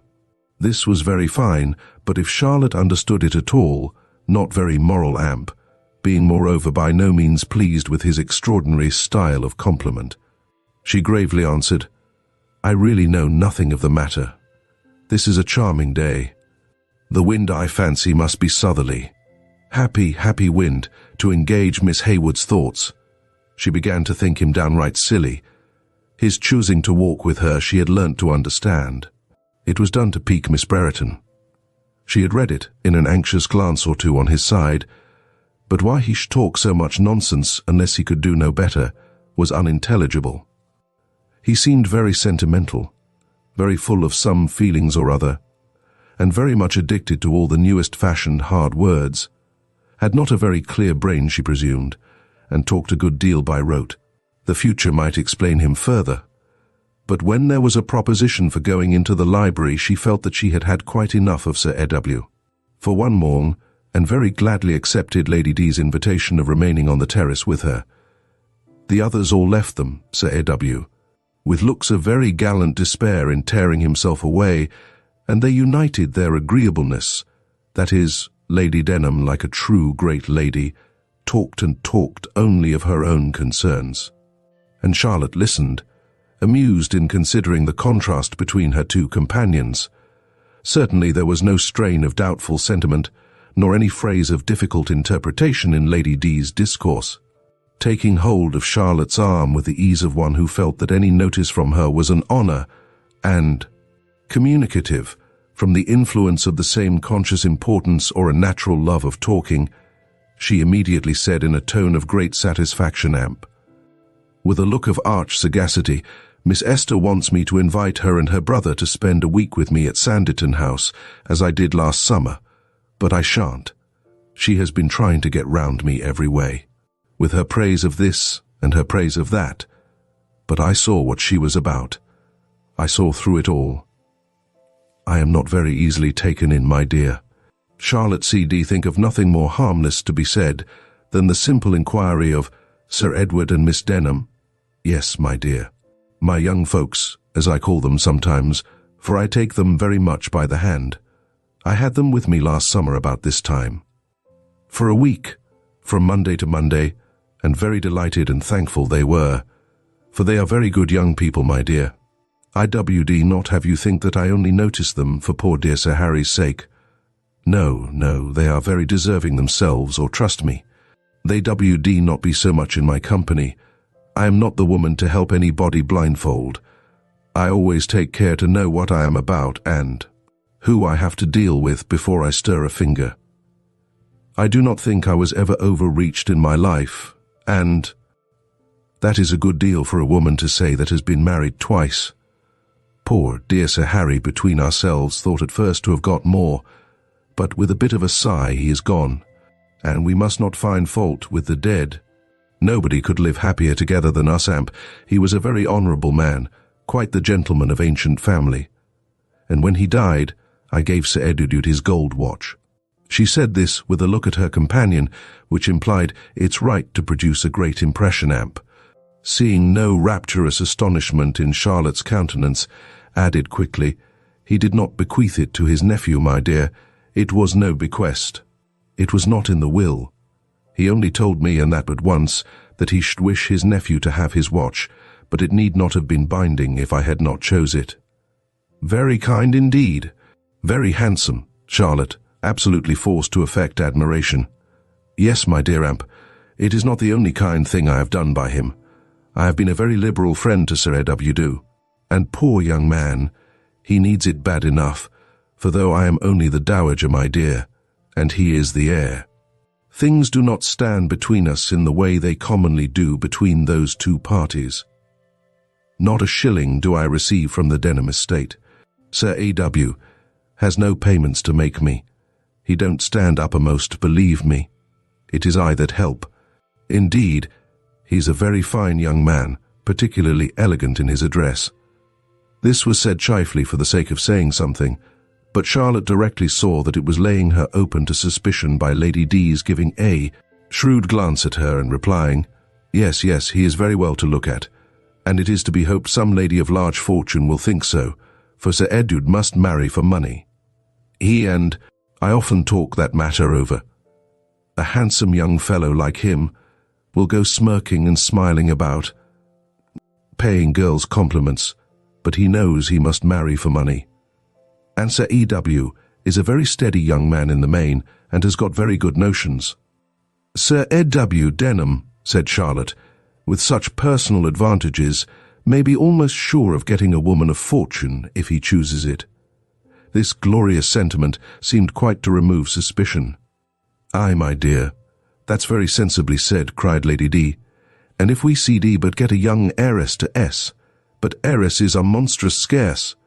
I do not think we've had an heiress here, or even a company, since Sanditon has been a public place. Families come after families, but as far as I can learn, it is not 1 in 100 of them that have any real property. Landed or funded, an income perhaps, but no property. Clergymen may be, or lawyers from town, or half-pay officers, or widows with only a jointure. And what good can such people do anybody? Except just as they take our empty houses, and between ourselves I think they are. Great fools for not staying at home. Now, if we could get a young heiress to be sent here for her health, and if she was ordered to drink ass's milk I could supply her, and as soon as she got well, have her fall in love with Sir Edward. That would be very fortunate indeed, and Miss Esther must marry somebody of fortune too. She must get a rich husband. Ah, young ladies that have no money are very much to be pitied. But after a short pause, if Miss Esther thinks to talk me into inviting them to come and stay at Sanditon House, she will find herself mistaken. Matters are altered with me since last summer, you know. I have Miss Clara with me now, which makes a great difference." She spoke this so seriously that Charlotte instantly saw in it the evidence of real penetration and prepared for some fuller remarks, but it was followed only by, "I have no fancy for having my house as full as an hotel. I should not choose to have my 2 housemaids' time taken up all the morning in dusting out bedrooms. They have Miss Clara's room to put to rights as well as my own every day. If they had hard places, they would want higher wages." For objections of this nature, Charlotte was not prepared, and she found it so impossible even to affect sympathy that she cd say nothing. Lady D soon added, with great glee, "And besides all this, my dear, am I to be filling my house to the prejudice of Sanditon? If people want to be by the sea, why don't they take lodgings? Here are a great many empty houses, -3 on this very terrace, no fewer than 3 lodging papers staring me in the face at this very moment, numbers 3, 4, and 8. 8. The corner house may be too large for them, but either of the 2 others are nice little snug houses, very fit for a young gentleman and his sister. And so, my dear, the next time Miss Esther begins talking about the dampness of Denham Park, and the good bathing always does her, I shall advise them to come and take one of these lodgings for a fortnight. Don't you think that will be very fair? Charity begins at home, you know." Charlotte's feelings were divided between amusement and indignation, but indignation had the larger and the increasing share. She kept her countenance and she kept a civil silence. She could not carry her forbearance farther, but without attempting to listen longer, and only conscious that Lady D was still talking on in the same way, allowed her thoughts to form themselves into such a meditation as this: "She is thoroughly mean. I had not expected anything so bad." Mr. P spoke too mildly of her. His judgment is evidently not to be trusted. His own good nature misleads him. He is too kind-hearted to see clearly. I must judge for myself, and their very connection prejudices him. He has persuaded her to engage in the same speculation amp. Because their object in that line is the same, he fancies she feels like him in others. But she is very, very mean. I can see no good in her. Poor Miss Brereton, and she makes everybody mean about her. This poor Sir Edward and his sister. How far nature meant them to be respectable I cannot tell, but they are obliged to be mean in their servility to her, and I am mean too in giving her my attention, with the appearance of coinciding with her.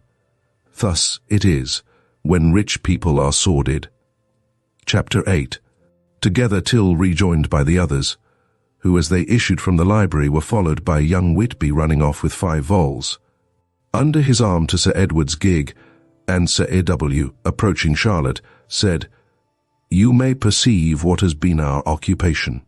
My sister wanted my counsel in the selection of some books. We have many leisure hours, and read a great deal. I am no indiscriminate novel reader. The mere trash of the common circulating library I hold in the highest contempt. You will never hear me advocating those puerile emanations which detail nothing but discordant principles incapable of amalgamation, or those vapid tissues of ordinary occurrences from which no useful deductions can be drawn. In vain may we put them into a literary alembic. We distill nothing which can add to science. You understand me, I am sure. I am not quite certain that I do, but if you will describe the sort of novels which you do approve, I dare say it will give me a clearer idea. Most willingly, fair questioner. The novels which I approve are such as display human nature with grandeur, such as shew her in the sublimities of intense feeling, such as exhibit the progress of strong passion from the first germ of incipient susceptibility to the utmost energies of reason half dethroned, where we see the strong spark of woman's captivations elicit such fire in the soul of man as leads him, though at the risk of some aberration from the strict line of primitive obligations, to hazard all, dare all, achieve all, to obtain her.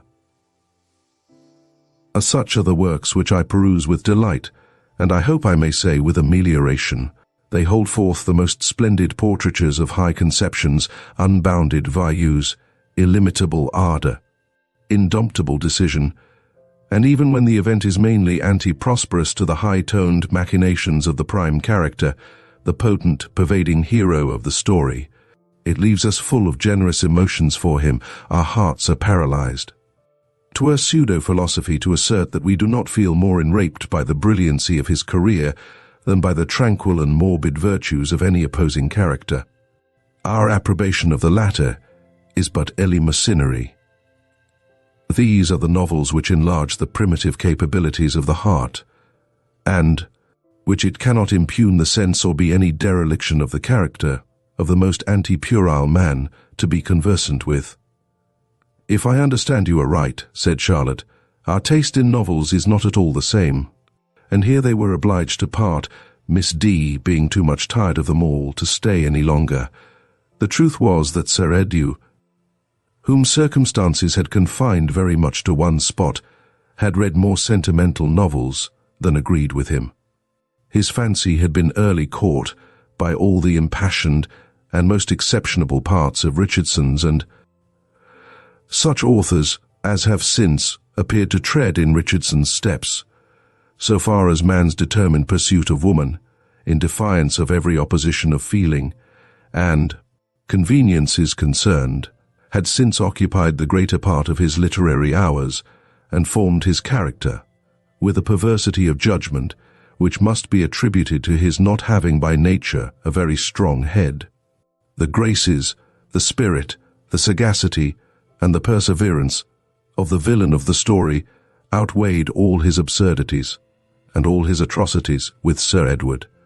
With him such conduct was genius, fire and feeling. It interested and inflamed him, and he was always more anxious for its success and mourned over its discomfitures with more tenderness than CD ever have been contemplated by the authors. Though he owed many of his ideas to this sort of reading, it were unjust to say that he read nothing else, or that his language were not formed on a more general knowledge of modern literature. He read all the essays, letters, tours and criticisms of the Deamp, with the same ill luck which made him derive only false principles from lessons of morality, and incentives to vice from the history of its overthrow. He gathered only hard words, and involved sentences from the style of our most approved writers. Sir E.W.'s great object in life was to be seductive, with such personal advantages as he knew himself to possess, and such talents as he did also give himself credit for. He regarded it as his duty. He felt that he was formed to be a dangerous man, quite in the line of the Lovelaces. The very name of Sir Edward, he thought, carried some degree of fascination with it. To be generally gallant and assiduous about the fair, to make fine speeches to every pretty girl, was but the inferior part of the character he had to play. Miss Hayward, or any other young woman with any pretensions to beauty, he was entitled, according to his own views of society, to approach with high compliment and rhapsody on the slightest acquaintance. But it was Clara alone on whom he had serious designs. It was Clara whom he meant to seduce. Her seduction was quite determined on. Her situation in every way called for it. She was his rival in Lady D's favour. She was young, lovely, and dependent. He had very early seen the necessity of the case, and had now been long trying with cautious assiduity to make an impression on her heart and to undermine her principles. Clara saw through him, and had not the least intention of being seduced, but she bore with him patiently enough to confirm the sort of attachment which her personal charms had raised. A greater degree of discouragement indeed would not have affected Sir E.W. He was armed against the highest pitch of disdain or aversion. If she could not be won by affection, he must carry her off. He knew his business. Already had he had many musings on the subject.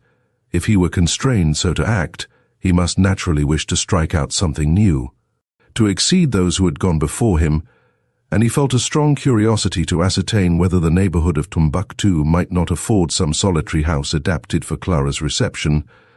But the expense, alas, of measures in that masterly style was ill-suited to his purse, and prudence obliged him to prefer the quietest sort of ruin and disgrace for the object of his affections to the more renowned. Chapter 9. At Sanditon, She had the pleasure of seeing, just as she ascended from the sands to the terrace, a gentleman's carriage with post-horses standing at the door of the hotel, as very lately arrived. And by the quantity of luggage taking off, bringing, it might be hoped, some respectable family determined on a long residence. Delighted to have such good news for Mr. and Mrs. P., who had both gone home some time before, she proceeded for Trafalgar House with as much alacrity as could remain.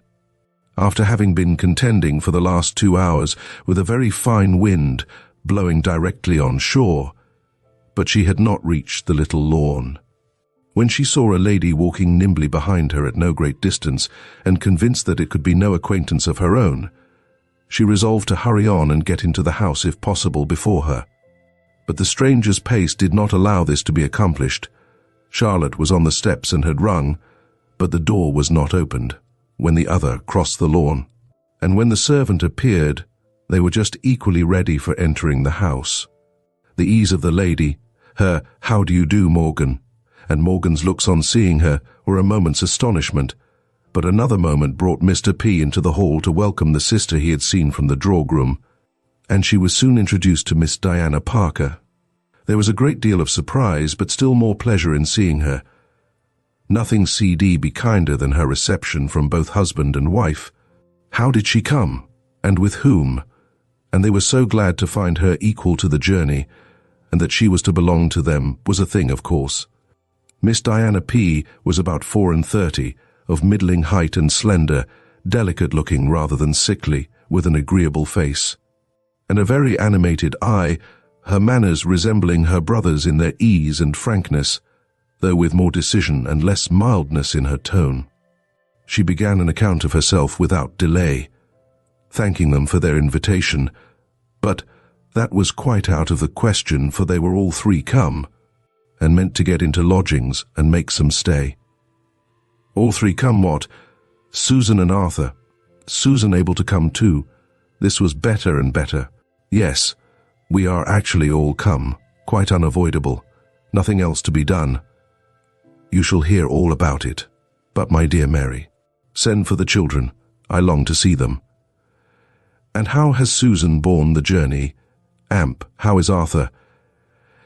Amp, why do not we see him here with you? Susan has borne it wonderfully. She had not a wink of sleep either the night before we set out, or last night at Chichester, and as this is not so common with her as with me, I have had 1,000 fears for her. But she has kept up wonderfully.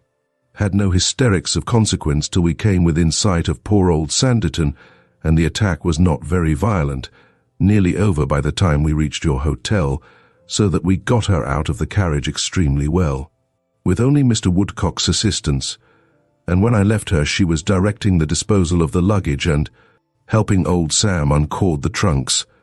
She desired her best love, with 1,000 regrets at being so poor a creature that she CD not come with me. And as for poor Arthur, he WD not have been unwilling himself, but there is so much wind that I did not think he CD safely venture. For I'm sure there is lumbago hanging about him, and so I helped him on with his great coat and sent him off to the terrace to take us lodgings. Miss Hayward must have seen our carriage standing at the hotel. I knew Miss Hayward the moment I saw her before me on the down. My dear Tom, I am glad to see you walk so. Well, let me feel your ankle. That's right, all right and clean. The play of your sinews are very little affected, barely perceptible. Well, now for the explanation of my being here. I told you in my letter of the 2 considerable families I was hoping to secure for you, the West Indians and the seminary. Here Mr. P. drew his chair still nearer to his sister and took her hand again most affectionately as he answered, "Yes, yes, how active. How kind you have been. The West Indians," she continued, "whom I look upon as the most desirable of the 2, as the best of the good, proved to be a Mrs. Griffiths and her family. I know them only through others. You must have heard me mention Miss Capper, the particular friend of my very particular friend Fanny Noyce. Now, Miss Capper is extremely intimate with a Mrs. Darling, who is on terms of constant correspondence with Mrs. Griffiths herself. Only a short chain, you see, between us, and not a link wanting. Mrs. G meant to go to the sea for her young people's benefit, had fixed on the coast of Sussex, but was undecided as to the where, wanted something private. Amp wrote to ask the opinion of her friend Mars Darling.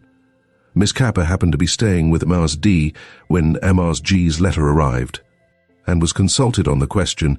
She wrote the same day to Fanny Noyce, and mentioned it to her Amp, Fanny all alive for us.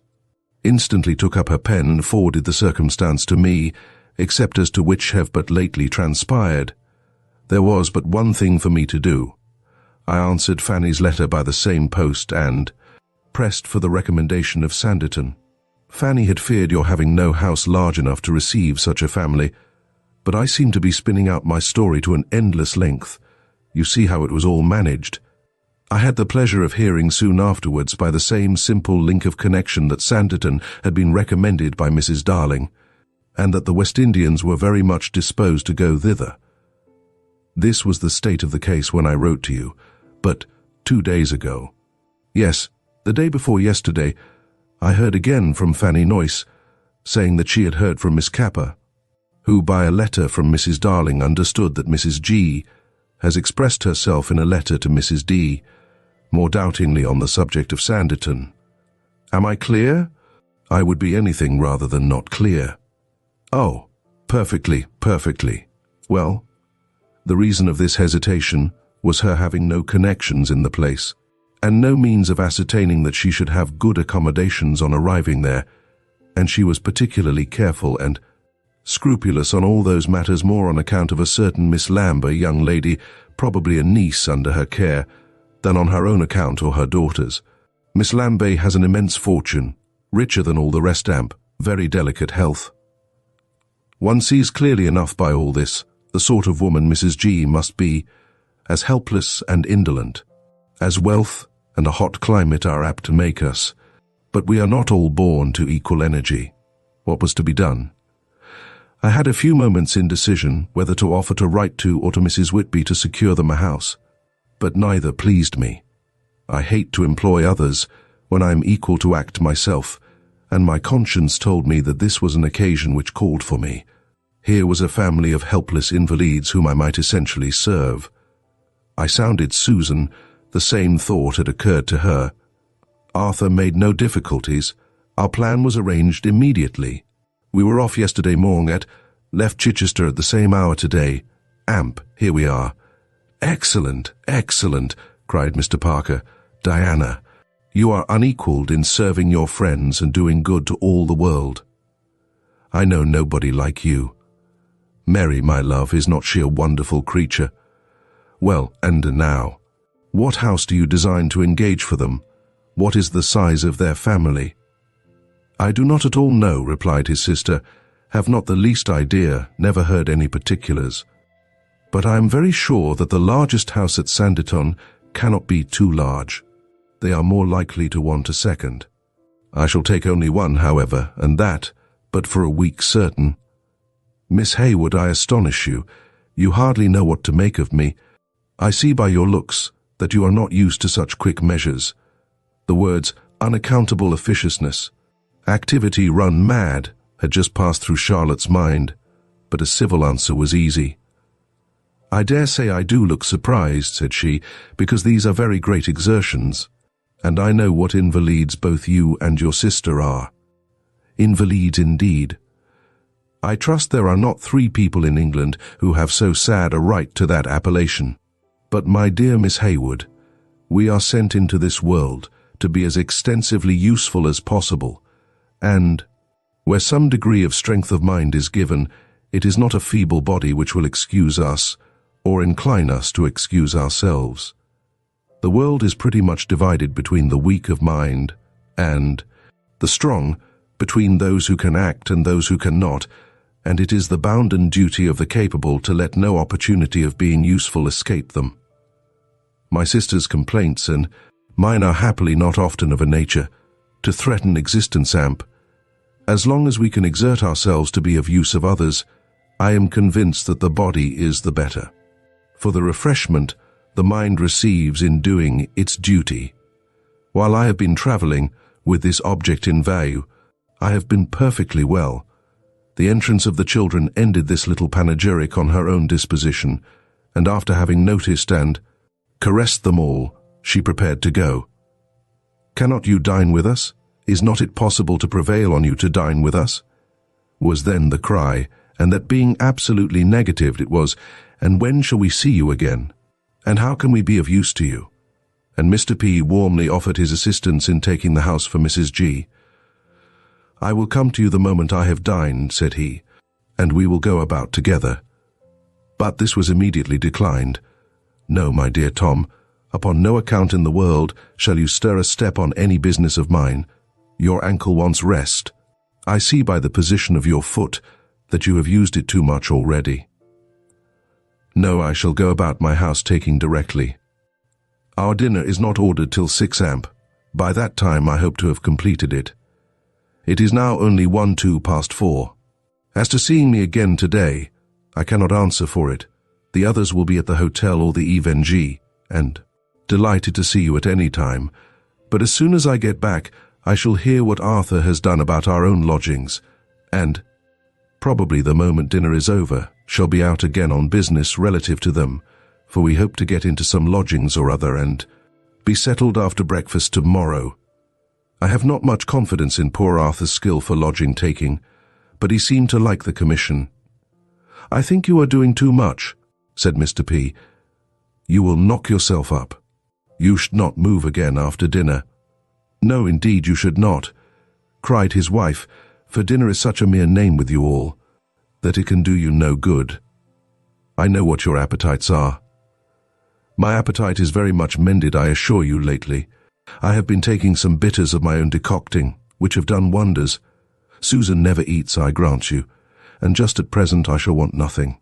I never eat for about a week after a journey, but as for Arthur, he's only too much disposed for food. We are often obliged to check him. But you have not told me anything of the other family coming to Sanditon," said Mr. P. As he walked with her to the door of the house, the Camberwell Seminary. "Have we a good chance of—" "Oh, certain, quite certain. I had forgotten them for the moment, but I had a letter 3 days ago from my friend Mrs. Charles Dupuy, which assured me of Camberwell. Camberwell will be here to a certainty, and very soon. That good woman, I do not know her name, not being so wealthy and independent as Mrs. G, can travel and choose for herself. I will tell you how I got at her. Mars Charles Dupuy lives almost next door to a lady who has a relation lately settled at Clapham, who actually attends the seminary and gives lessons on eloquence and belles lettres to some of the girls. I got that man hair from one of Sidney's friends, and he recommended Sanditon without my appearing, however. Mars Charles Dupuy managed it all." Chapter 10. Parker had been told by her feelings that the sea air WD, probably in her present state, be the death of her, and now she was at Sanditon, intending to make some stay, and without appearing to have the slightest recollection of having written or felt any such thing. It was impossible for Charlotte not to suspect a good deal of fancy in such an extraordinary state of health. Disorders and recoveries so very much out of the common way seemed more like the amusement of eager minds in want of employment than of actual afflictions and relief. The Parkers were no doubt a family of imagination and quick feelings, and while the eldest brother found vent for his superfluity of sensation as a projector, the sisters were perhaps driven to dissipate theirs in the invention of odd complaints.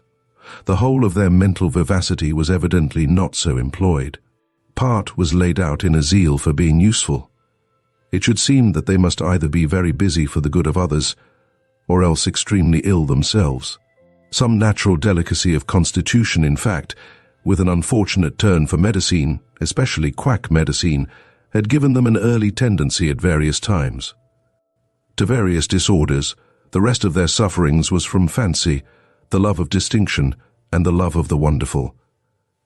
They had charitable hearts and many amiable feelings, but a spirit of restless activity, and the glory of doing more than anybody else, had their share in every exertion of benevolence, and there was vanity in all they did, as well as in all they endured.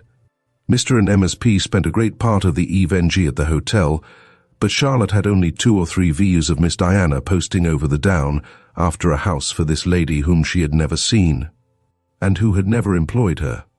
She was not made acquainted with the others till the following day, when, being removed into lodgings and all the party continuing quite well, their brother and sister and herself were entreated to drink tea with them. They were in one of the terrace houses, and she found them arranged for the evening in a small, neat drawing-room, with a beautiful view of the sea if they had chosen it. But though it had been a very fair English summer day, not only was there no open window, but the sofa and the table, and the establishment in general, was all at the other end of the room by a brisk fire. Miss P, whom, remembering the 3 teeth drawn in one day, Charlotte approached with a peculiar degree of respectful compassion, was not very unlike her sister in person or manner, though more thin and worn by illness and medicine, more relaxed in air and more subdued in voice. She talked, however, the whole evening as incessantly as Diana Amp, excepting that she sat with salts in her hand, took drops 2 or 3 times from one out of the several phials already at home on the mantelpiece, and made a great many odd faces and contortions.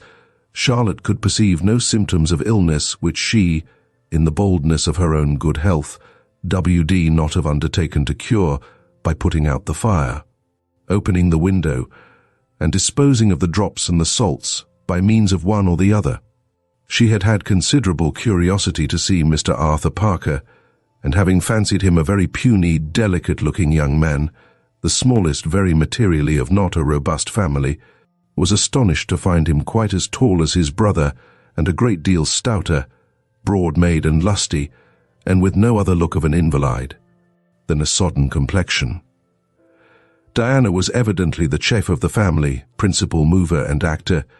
She had been on her feet the whole morning, on G's business or their own, and was still the most alert of the 3.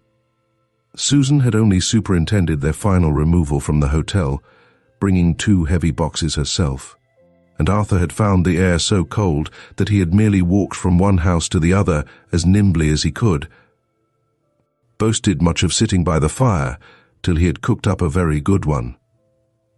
Diana, whose exercise had been too domestic to admit of calculation, but who, by her own account, had not once sat down during the space of 7 hours, confessed herself a little tired. She had been too successful, however, for much fatigue, for not only had she by walking and talking down 1,000 difficulties at last secured a proper house at 8 GPR week for Mrs. She had also opened so many treaties with cooks, housemaids, washerwomen and bathing women that Mrs. G would have little more to do on her arrival than to wave her hand and collect them around her for choice. Her concluding effort in the cause had been a few polite lines of information to Mrs. G herself, time not allowing for the circuitous train of intelligence which had been hitherto kept up, and she was now regaling in the delight of opening the first trenches of an acquaintance with such a powerful discharge of unexpected obligation. Mr. and Mrs. P and Charlotte had seen 2 post-chaises crossing the down to the hotel as they were setting off. A joyful sight, Amp, full of speculation. The Miss P.S. and Arthur had also seen something. They could distinguish from their window that there was an arrival at the hotel, but not its amount. Their visitors answered for 2 hack chaises. Could it be the Camberwell Seminary? No. Had there been a 3D carriage?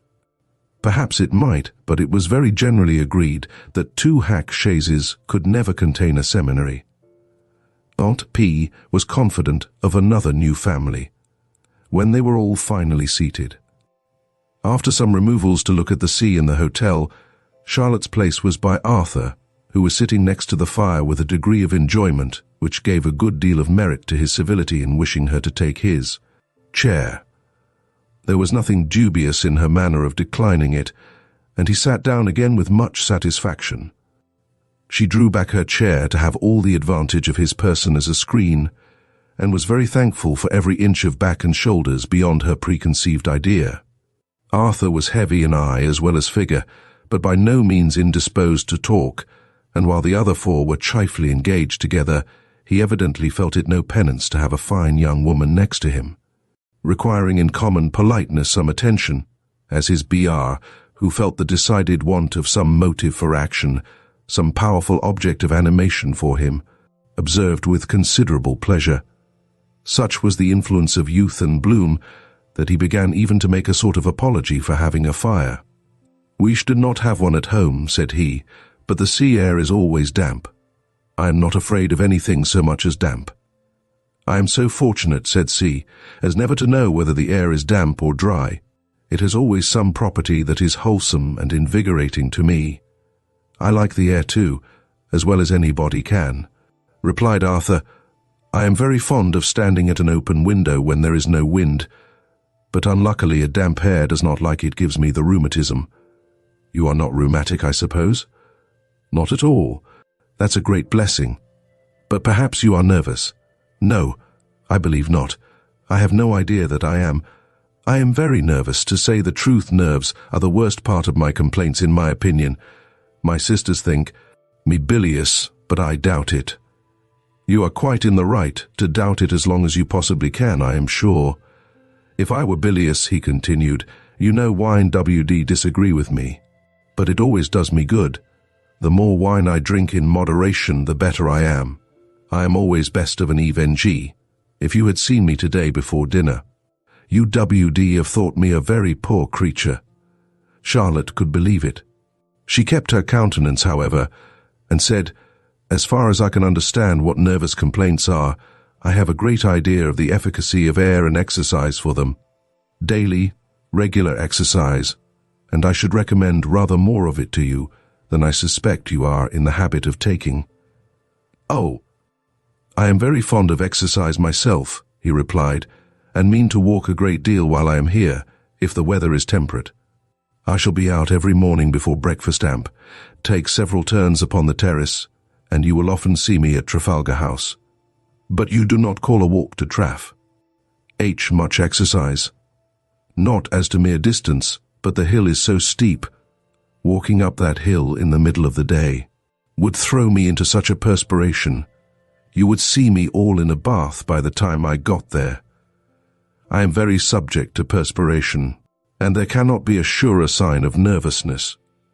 They were now advancing so deep in physics that Charlotte viewed the entrance of the servant with the tea things as a very fortunate interruption. It produced a great and immediate change. The young man's attentions were instantly lost. He took his own cocoa from the tray, which seemed provided with almost as many teapots, and see, as there were persons in company, Miss P drinking one sort of herb tea and Miss Diana another, and turning completely to the fire, sat coddling and cooking it to his own satisfaction, and toasting some slices of bread, brought up ready prepared in the toast rack, until it was all done. She heard nothing of his voice, but the murmuring of a few broken sentences of self-approbation and success. When his toils were over, however, he moved back his chair into as gallant a line as ever, and proved that he had not been working only for himself. By his earnest invitation to her to take both cocoa and toast, she was already helped to tea, which surprised him, so totally self-engrossed had he been. "I thought I should have been in time," said he, "but cocoa takes a great deal of boiling." "I am much obliged to you," replied Charlotte, "but I prefer tea." "Then I will help myself," said he. "A large dish of rather weak cocoa every evening agrees with me better than anything." It struck her, however, as he poured out this rather weak cocoa, that it came forth in a very fine, dark-coloured stream, and at the same moment his sisters both crying out, "Arthur, you get your cocoa stronger and stronger every evening," with Arthur's somewhat conscious reply of, "'Tis rather stronger than it should be tonight," convinced her that Arthur was by no means so fond of being starved as they could desire, or as he felt proper himself. He was certainly very happy to turn the conversation on dry toast and hear no more of his sisters. "I hope you will eat some of this toast," said he. "I reckon myself a very good toaster. I never burn my toasts. I never put them too near the fire at first amp. Yet you see there is not a corner but what is well browned. I hope you like dry toast, with a reasonable quantity of butter spread over it." "Very much," said Charlotte, "but not otherwise." "No more do I," said he, exceedingly pleased. We think quite alike there. So far from dry toast being wholesome, I think it a very bad thing for the stomach. Without a little butter to soften it, it hurts the coats of the stomach. I am sure it does. I will have the pleasure of spreading some for you directly, Amp. Afterwards I will spread some for myself. Very bad indeed for the coats of the stomach, but there is no convincing some people. It irritates and acts like a nutmeg grater. He could not get the command of the butter, however. Without a struggle, his sisters accusing him of eating a great deal too much, and declaring he was not to be trusted, and he maintaining that he only eat enough to secure the coats of his stomach, Amp. Besides, he only wanted it now for Miss Hayward. Such a plea must prevail. He got the butter and spread away for her, with an accuracy of judgment which at least delighted himself. But when her toast was done, and he took his own in hand, Charlotte C.D. hardly contained herself as she saw him watching his sisters while he scrupulously scraped off almost as much butter as he put on, and then seized an odd moment for adding a great dab just before it went into his mouth. Certainly, Mr. Arthur P.'s enjoyments in invalidism were very different from his sister's, by no means so spiritualized. A good deal of earthy dross hung about him. Charlotte could not but suspect him of adopting that line of life, principally for the indulgence of an indolent temper, Amp, to be determined on having no disorders, but such as called for warm rooms and good nourishment. In one particular, however, she soon found that he had caught something from them. "What," said he, "do you venture upon 2 dishes of strong green tea in one evening? What nerves you must have! How I envy you now! If I were to swallow only one such dish, what do you think its effect would be upon me?" "Keep you awake perhaps all night," replied Charlotte, meaning to overthrow his attempts at surprise, by the grandeur of her own conceptions. "Oh, if that were all," he exclaimed. "No, it acts on me like poison, and WD entirely take away the use of my right side. Before I had swallowed it minutes. It sounds almost incredible, but it has happened to me so often that I cannot doubt it. The use of my right side is entirely taken away for several hours." "It sounds rather odd to be." "Sure," answered Charlotte coolly, "but I dare say it would be proved to be the simplest thing in the world by those who have studied right sides and green tea scientifically and thoroughly understand all the possibilities of their action on each other." Soon after tea, a letter was brought to Miss D.P. from the hotel. "From Mrs. Charles Dupuy," said she, "some private hand." And having read a few lines, exclaimed aloud, "Well, this is very extraordinary. Very extraordinary indeed, that both should have the same name. M.R.'s Griffiths. This is a letter of recommendation and introduction to me. Of the lady from Camberwell, Amp, her name happens to be Griffiths too." A few lines more, however, and the colour rushed into her cheeks, and with much perturbation she added, "The oddest thing that ever was. A Miss Lambie too, a young West Indian of large fortune. But it cannot be the same, impossible that it should be the same." She read the letter aloud for comfort. It was merely to introduce the bearer, Mrs. G. from Camberwell, and the 3 young ladies under her care, to Miss D.P.'s notice.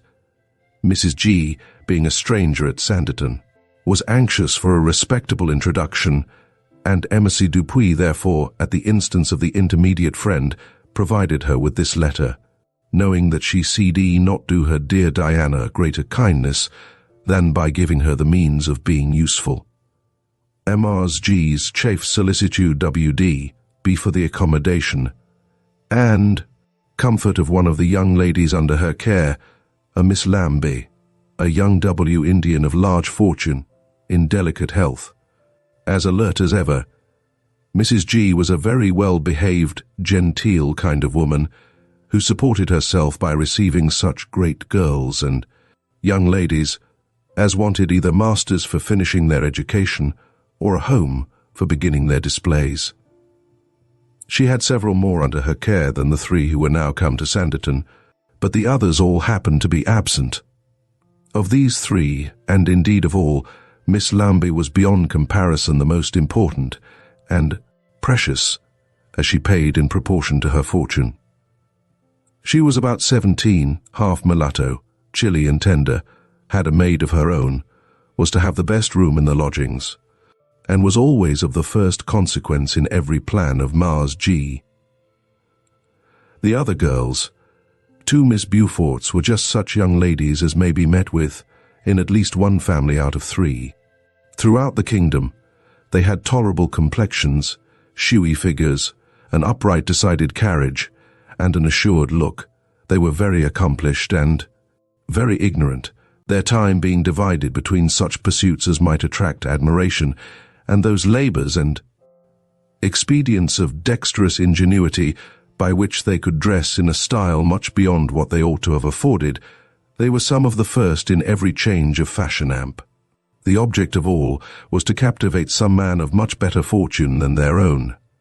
Mrs. G had preferred a small, retired place like Sanditon on Miss Lambie's account, and the Miss B.S., though naturally preferring anything to smallness and retirement, yet having in the course of the spring been involved in the inevitable expense of 6 new dresses each for a 3 days' visit, were constrained to be satisfied with Sanditon also, till their circumstances were retrieved.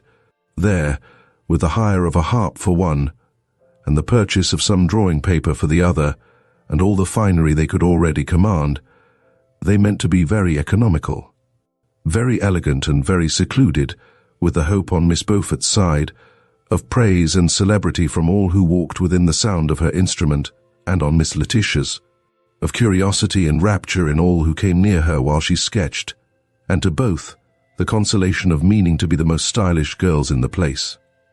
The particular introduction of Mars G to Miss Diana Parker secured them immediately an acquaintance with the Trafalgar House family and with the Denhams, and the Miss Beauforts were soon satisfied with the circle in which they moved in Sanditon, to use a proper phrase, for everybody must now move in a circle, to the prevalence of which rotatory motion is perhaps to be attributed the giddiness and false steps of many. Lady Denham had other motives for calling on Mrs. G, besides attention to the Parkers. In Miss Lambie, here was the very young lady, sickly and rich, whom she had been asking for, and she made the acquaintance for Sir Edward's sake, and the sake of her milch asses.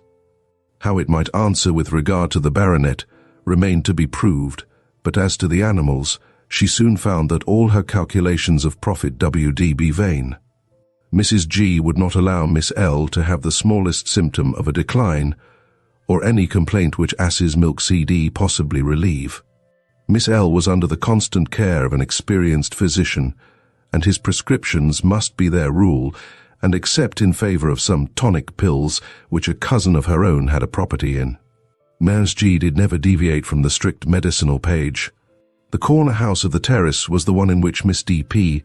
had the pleasure of settling her new friends, and considering that it commanded in front the favourite lounge of all the visitors at Sanditon, and on one side, whatever might be going on at the hotel, their CD not have been a more favourable spot for the seclusions of the Miss Beauforts. And accordingly, long before they had suited themselves with an instrument, or with drawing paper, they had, by the frequency of their appearance at the low windows upstairs, in order to close the blinds, or open the blinds, to arrange a flower-pot on the balcony, or look at nothing through a telescope, attracted many an eye upwards, and made many a gazer gaze again. A little novelty has a great effect in so small a place. The Miss Beauforts, who W.D. have been nothing at Brighton, could not move here without notice, and even Mr. Arthur Parker, though little disposed for supernumerary exertion, always quitted the terrace. In his way to his brother's by this corner house, for the sake of a glimpse of the Miss B.S., though it was 1/2 a QR of a mile round about, and added 2 steps to the ascent of the hill. Chapter 12. Sanditon, without seeing Sanditon House, every attempt at calling on Lady D, having been defeated by meeting with her beforehand. But now it was to be more resolutely undertaken at a more early hour, that nothing might be neglected of attention to Lady D, or amusement to Charlotte.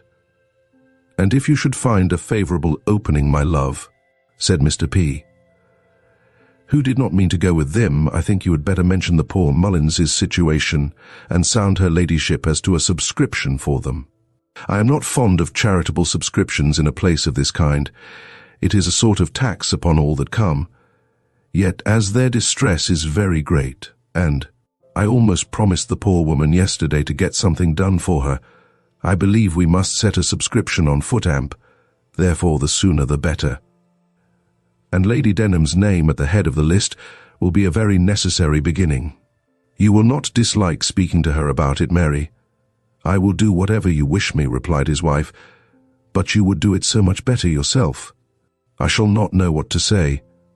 My dear Mary, cried he, it is impossible you can be really at a loss. Nothing can be more simple. You have only to state the present afflicted situation of the family, their earnest application to me, and my being willing to promote a little subscription for their relief, provided it meet with her approbation. The easiest thing in the world, cried Miss Diana Parker, who happened to be calling on them at the moment. All said and done, in less time than you have been talking of it now. And while you are on the subject of subscriptions, Mary, I will thank you to mention a very melancholy case to Lady D, which has been represented to me in the most affecting terms. There is a poor woman in Worcestershire, whom some friends of mine are exceedingly interested about, and I have undertaken to collect whatever I can for her. If you W.D. mention the circumstance to Lady Denham, Lady Denham can give, if she is properly attacked, Amp. I look upon her to be the sort of person who, when once she is prevailed on to undraw her purse, would as readily give tens as. And therefore, if you find her in a giving mood, you might as well speak in favor of another charity which I and a few more have very much at heart, the establishment of a charitable repository at Burton-on-Trent. And then there is the family of the poor man who was hung last assizes at York. Though we really have raised the sum we wanted for putting them all out, yet if you can get a guinea from her on their behalf, it may as well be done. My dear Diana, exclaimed Mars P., I could no more mention these things to Lady D than I see D fly. Where's the difficulty? I wish I could go with you myself, but in 5 minutes I must be at MR's to encourage Miss Lambay in taking her first dip. She's so frightened, poor thing, that I promised to come and keep up her spirits and go in the machine with her if she wished it, and as soon as that is over, I must hurry home. For Susan is to have leeches at 1 o'clock, which will be a 3 hours business. Therefore I really have not a moment to spare. Besides that, between ourselves, I ought to be in bed myself at this present time, for I am hardly able to stand. And when the leeches have done, I dare say we shall both go to our rooms for the rest of the day. I am sorry to hear it. Indeed, but if this is the case, I hope Arthur will come to us. If Arthur takes my advice, he will go to bed too, for if he stays up by himself, he will certainly eat and drink more than he ought. But you see, Mary, how impossible it is for me to go with you to Lady Denham's. Upon second thoughts, Mary, said her husband, I will not trouble you to speak about the Mullinses. I will take an opportunity of seeing Lady D myself. I know how little it suits you to be pressing matters upon a mind at all unwilling. His application thus withdrawn, his sister could say no more in support of hers, which was his object, as he felt all their impropriety and all the certainty of their ill effect upon his own better claim. Mrs. P. was delighted at this release, and set off very happy with her friend and her little girl on this walk to Sanditon House. It was a close, misty morn, and when they reached the brow of the hill, they could not for some time make out what sort of carriage it was, which they saw coming up. It appeared at different moments to be everything from the gig to the phaeton from 1 horse to 4, and just as they were concluding in favour of a tandem, little Mary's young eyes distinguished the coachman, and she eagerly called out, "'Tis Uncle Sidney, mamma, it is indeed." And so it proved. Mr. Sidney Parker, driving his servant in a very neat carriage, was soon opposite to them, and they all stopped for a few minutes. The manners of the Parkers were always pleasant among themselves, and it was a very friendly meeting between Sidney and his sister-in-law, who was most kindly taking it for granted that he was on his way to Trafalgar House. This he declined, however. He was just come from Eastbourne, proposing to spend 2 or 3 days, as it might happen, at Sanditon, but the hotel must be his quarters. He was expecting to be joined there by a friend or two. The rest was common inquiries and remarks, with kind notice of little Mary, and a very well-bred bow and proper address to Miss Hayward on her being named to him, and they parted to meet again within a few hours. Sydney Parker was about 7 or 8 and 20, very good-looking, with a decided air of ease and fashion and a lively countenance. This adventure afforded agreeable discussion for some time. Mrs. P. entered into all her husband's joy on the occasion and exulted in the credit which Sydney's arrival W.D. give to the place. The road to Sanditon H was a broad, handsome, planted approach between fields, and conducting at the end of a QR of a mile through second gates into the grounds, which, though not extensive, had all the beauty and respectability which an abundance of very fine timber could give. These entrance gates were so much in a corner of the grounds or paddock, so near one of its boundaries, that an outside fence was at first almost pressing on the road, till an angle here and a curve there threw them to a better distance.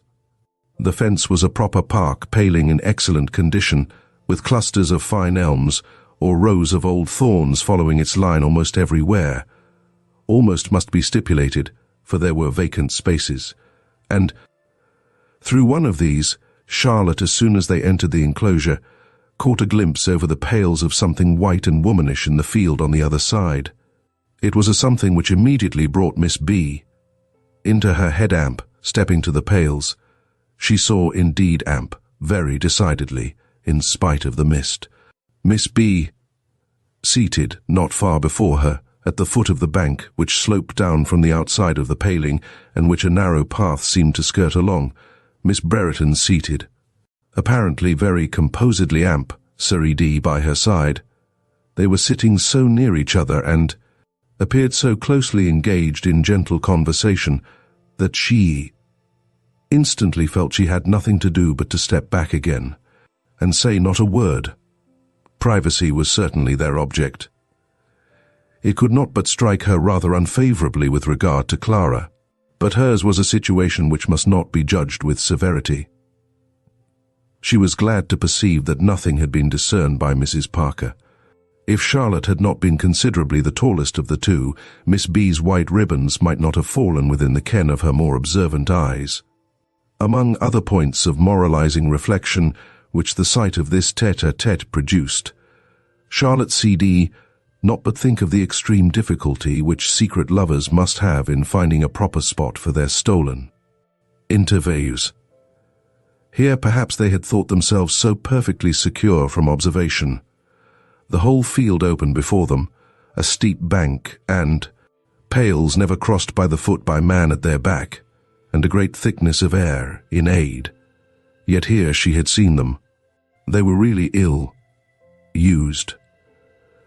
The house was large and handsome. 2 servants appeared to admit them, and everything had a suitable air of property and order. Lady D. valued herself upon her liberal establishment and had great enjoyment in the order and the importance of her style of living. They were shewn into the usual sitting-room, well proportioned and well furnished, though it saw furniture rather originally good and extremely well kept than new or showy, and as Lady D. was not there, Charlotte had leisure to look about, and to be told by Mrs. P. that the whole-length portrait of a stately gentleman, which placed over the mantelpiece, caught the eye immediately, was the picture of Sir H. Denham, and that one among many miniatures in another part of the room, little conspicuous, represented Mr. Hollis. Poor Mr. Hollis! It was impossible not to feel him hardly used, to be obliged to stand back in his own house and see the best place by the fire constantly occupied by Sir H.D. Thank you for joining us in this journey through Jane Austen's unfinished work. This fragment offers a rare and intimate look at the beginnings of a story that was never completed, yet still carries the charm and wit that Austen is known for. We hope you enjoyed this exploration of a piece of literary history that provides insight into the final creative thoughts of a timeless author. Don't forget to subscribe to Storytime Haven for more classic tales and literary treasures.